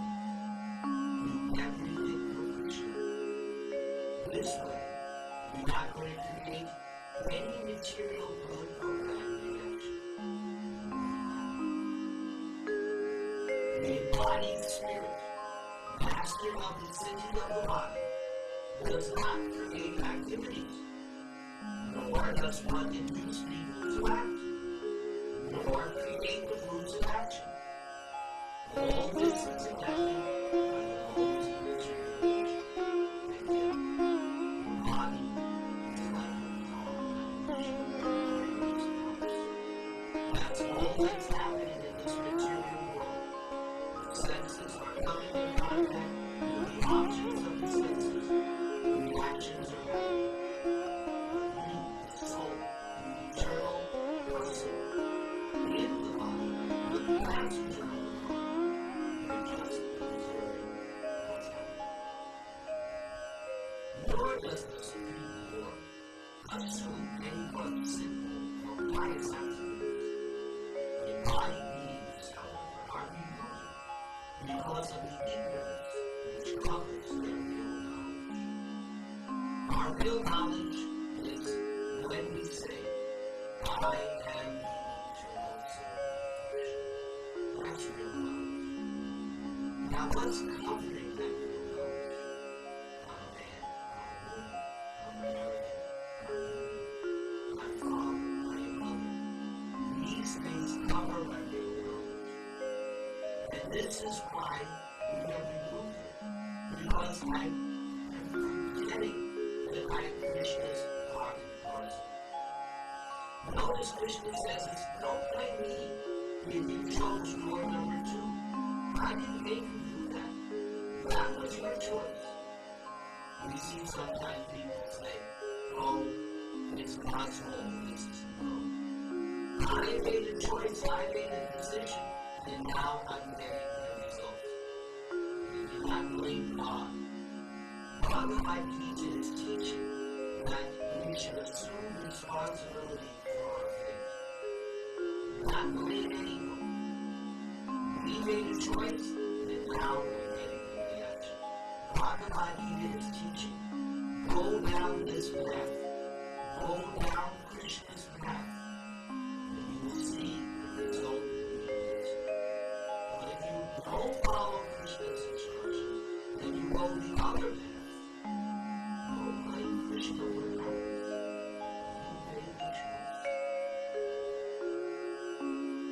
Now in verses 16 through 18, we will make transcendental vision. What is power? One is enlightenment, the knowledge by which passion is destroyed.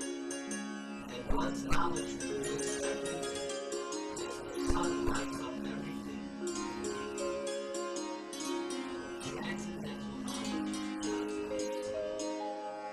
When you go to sleep at night, it's dark. But if you get up in the middle of the night, you're not sleeping, you're sleeping. But when the sun comes out, everything is clear. So when you have transcendental knowledge, then you are part and parcel of Krishna.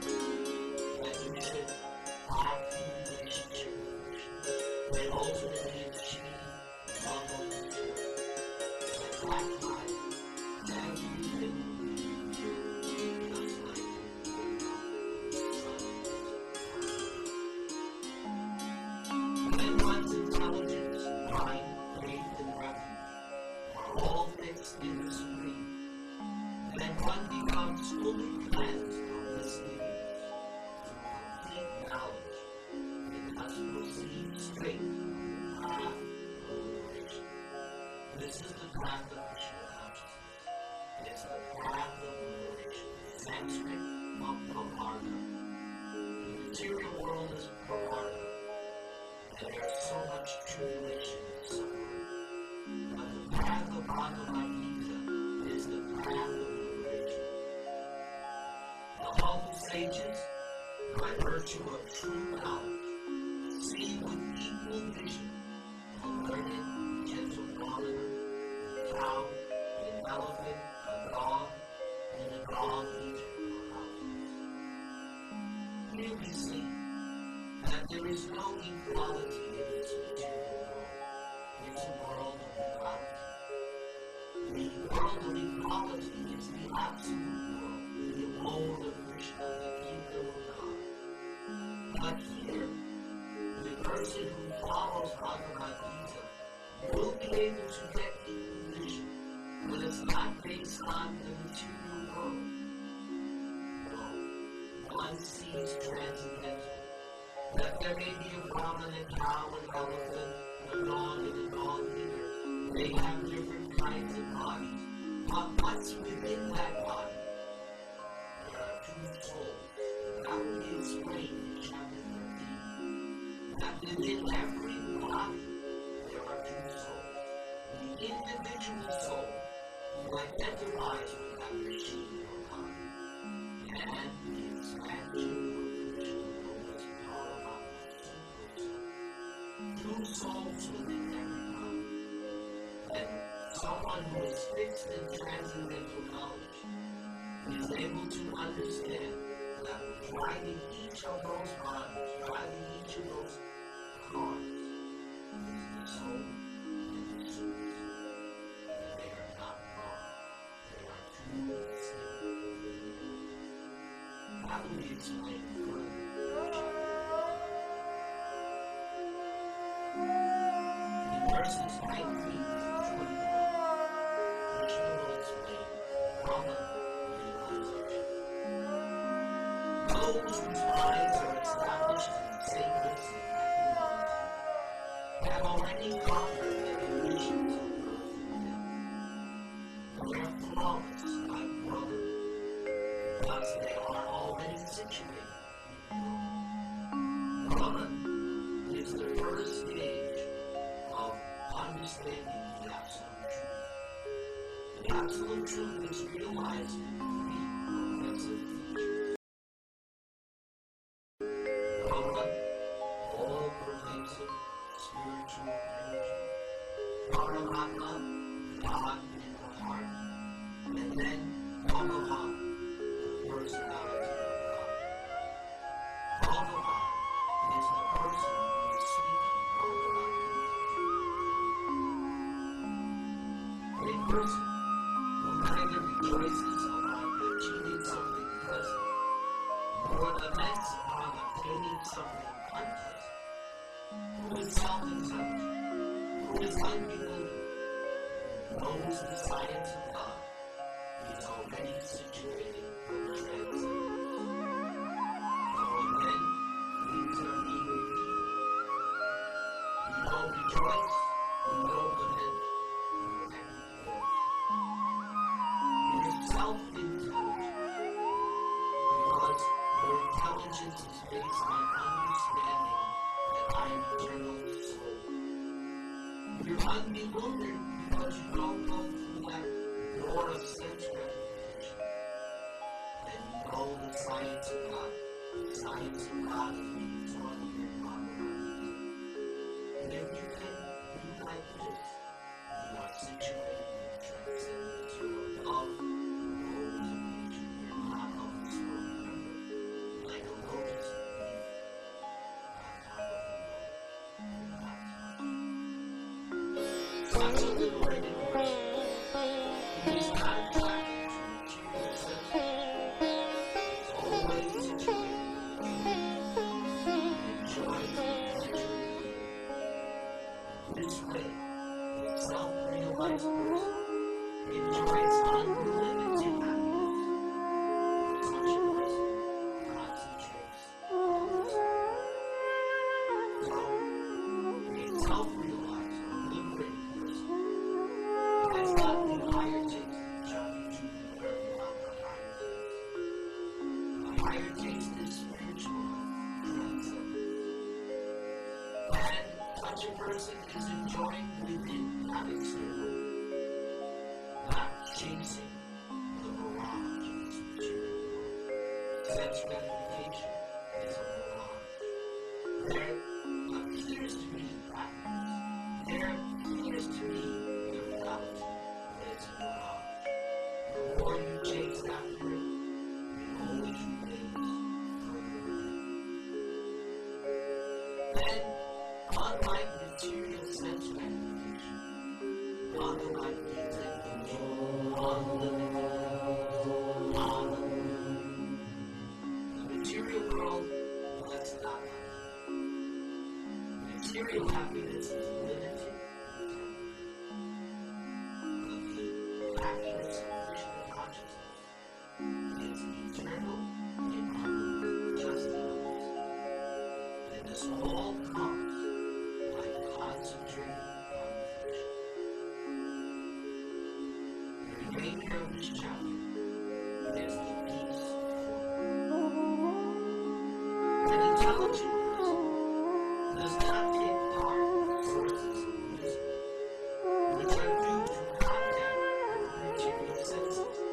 This is so important. The causes of our misery is because we are trying to satisfy the demands of the senses separate from service to Krishna. Such pleasures have a beginning and an end, so the wise person does not unite with them. Thus, by accepting this statement of Bhagavad Gita, one can become convinced. Why should I try for those things which are going to give me a happiness which has a beginning and an end. That doesn't make sense. Rather, I should choose that thing which is going to give me unlimited happiness and which is forever. That is Krishna consciousness. Let me be a wise man. Let me pursue the knowledge of Bhagavad Gita.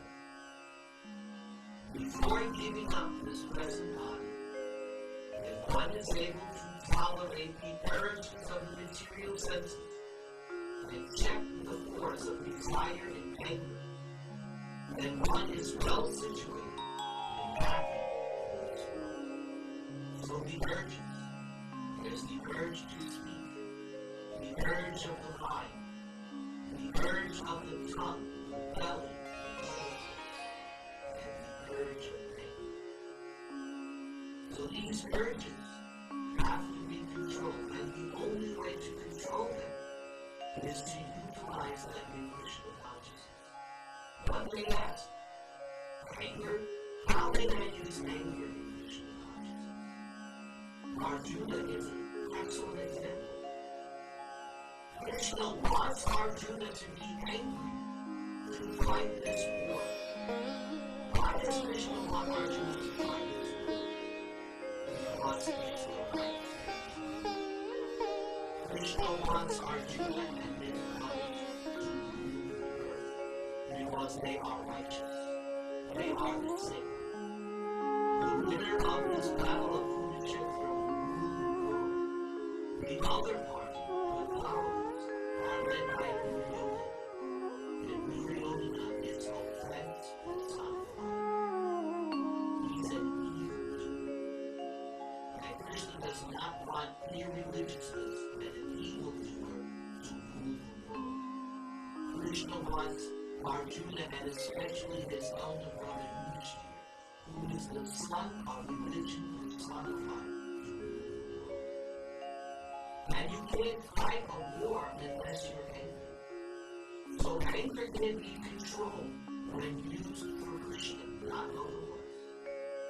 When Krishna is sanctioning the war, then that is properly used for pain. Arjuna and his brothers are not fighting this war for sense gratification. They are fighting it on religious principles, on the order of Krishna. So anger can be controlled only when used for Krishna.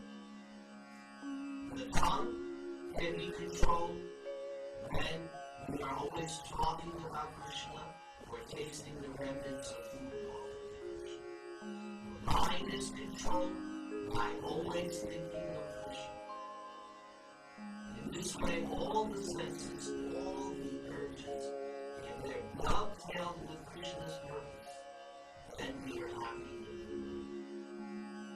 One whose happiness is within, who is active and rejoices within, whose aim is inward, is actually the perfect wisdom. Why inward? Because that's where Krishna is. He's in the heart. So we have to contact Krishna within the heart. Such a person is liberated in the supreme, and ultimately one attains the supreme. And the supreme is Krishna's abode, the eternal kingdom of God. Those who are beyond the dualities that arise from doubts, whose minds are engaged within, who are always busy working for the welfare of all living beings, and are free from all sins, achieve liberation in this world. Here are the qualifications of being a Krishna conscious devotee, especially busy working for the welfare of others. And the best welfare work is to preach the message of Bhagavad Gita. That is what Krishna wants us to do. Preach the message of Bhagavad Gita to whoever we see. That is the best welfare.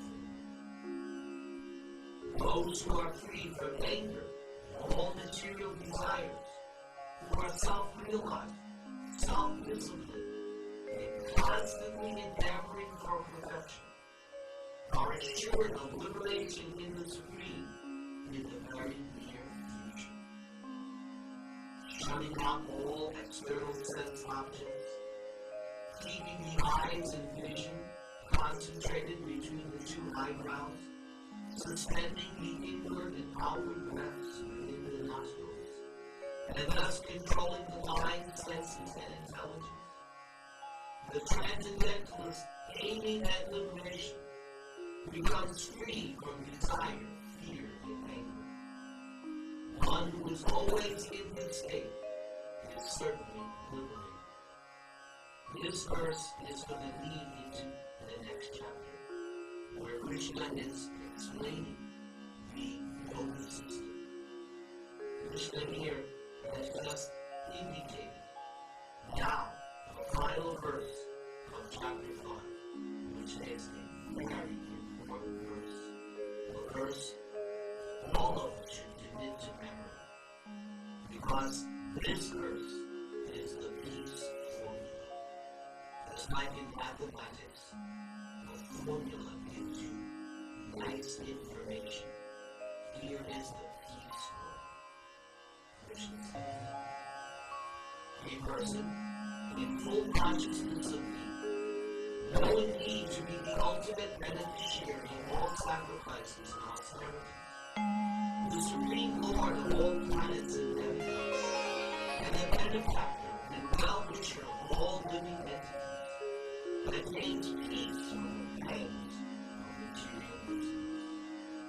So if you want peace, you need to know these three things of the peace formula. That Krishna is the ultimate enjoyer, meaning we should not be so concerned with trying to enjoy ourselves, but act in such a way as to satisfy Krishna's enjoyment. By doing that, I will happy. Just like if you decorate your face and you look in the mirror, the reflection in the mirror is also decorated. So the concept of Bhagavad is to try as far as possible to satisfy the senses of Krishna. And since we are Krishna's reflections, then we will also be happy and satisfied. Not by directly satisfying ourselves, but by satisfying Krishna. In the mirror, you don't decorate the reflection in the mirror. You decorate the face, then the reflection is there.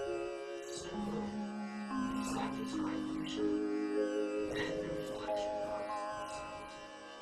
Or, if you have a plant or a tree, you don't water each and every leaf. You go to the root. If you satisfy the root, then all the leaves and branches are there. Krishna is the root of all existence.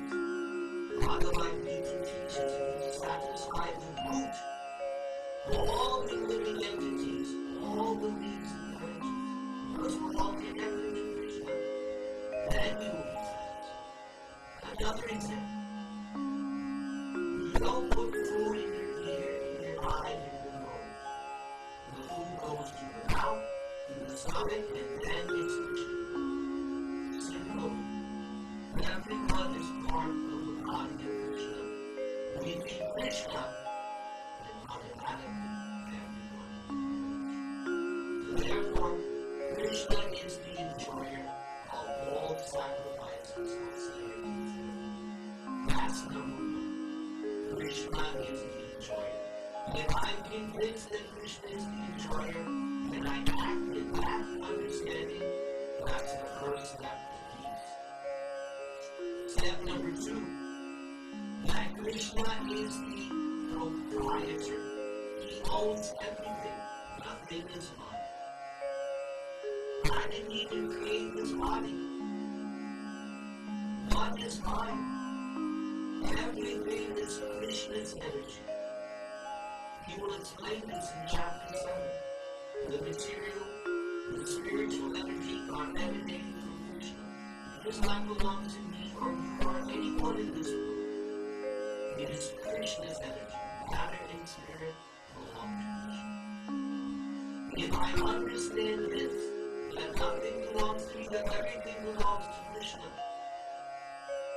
and therefore we have equal access for all children of God. God is the Father, as Krishna will say in chapter 14. And what is this differentiation between nations and communities? It's a false misunderstanding. We are all children of God. He has given us this material world. Let us share it nicely. No fighting. Let us share it nicely. Because everything belongs to our Father.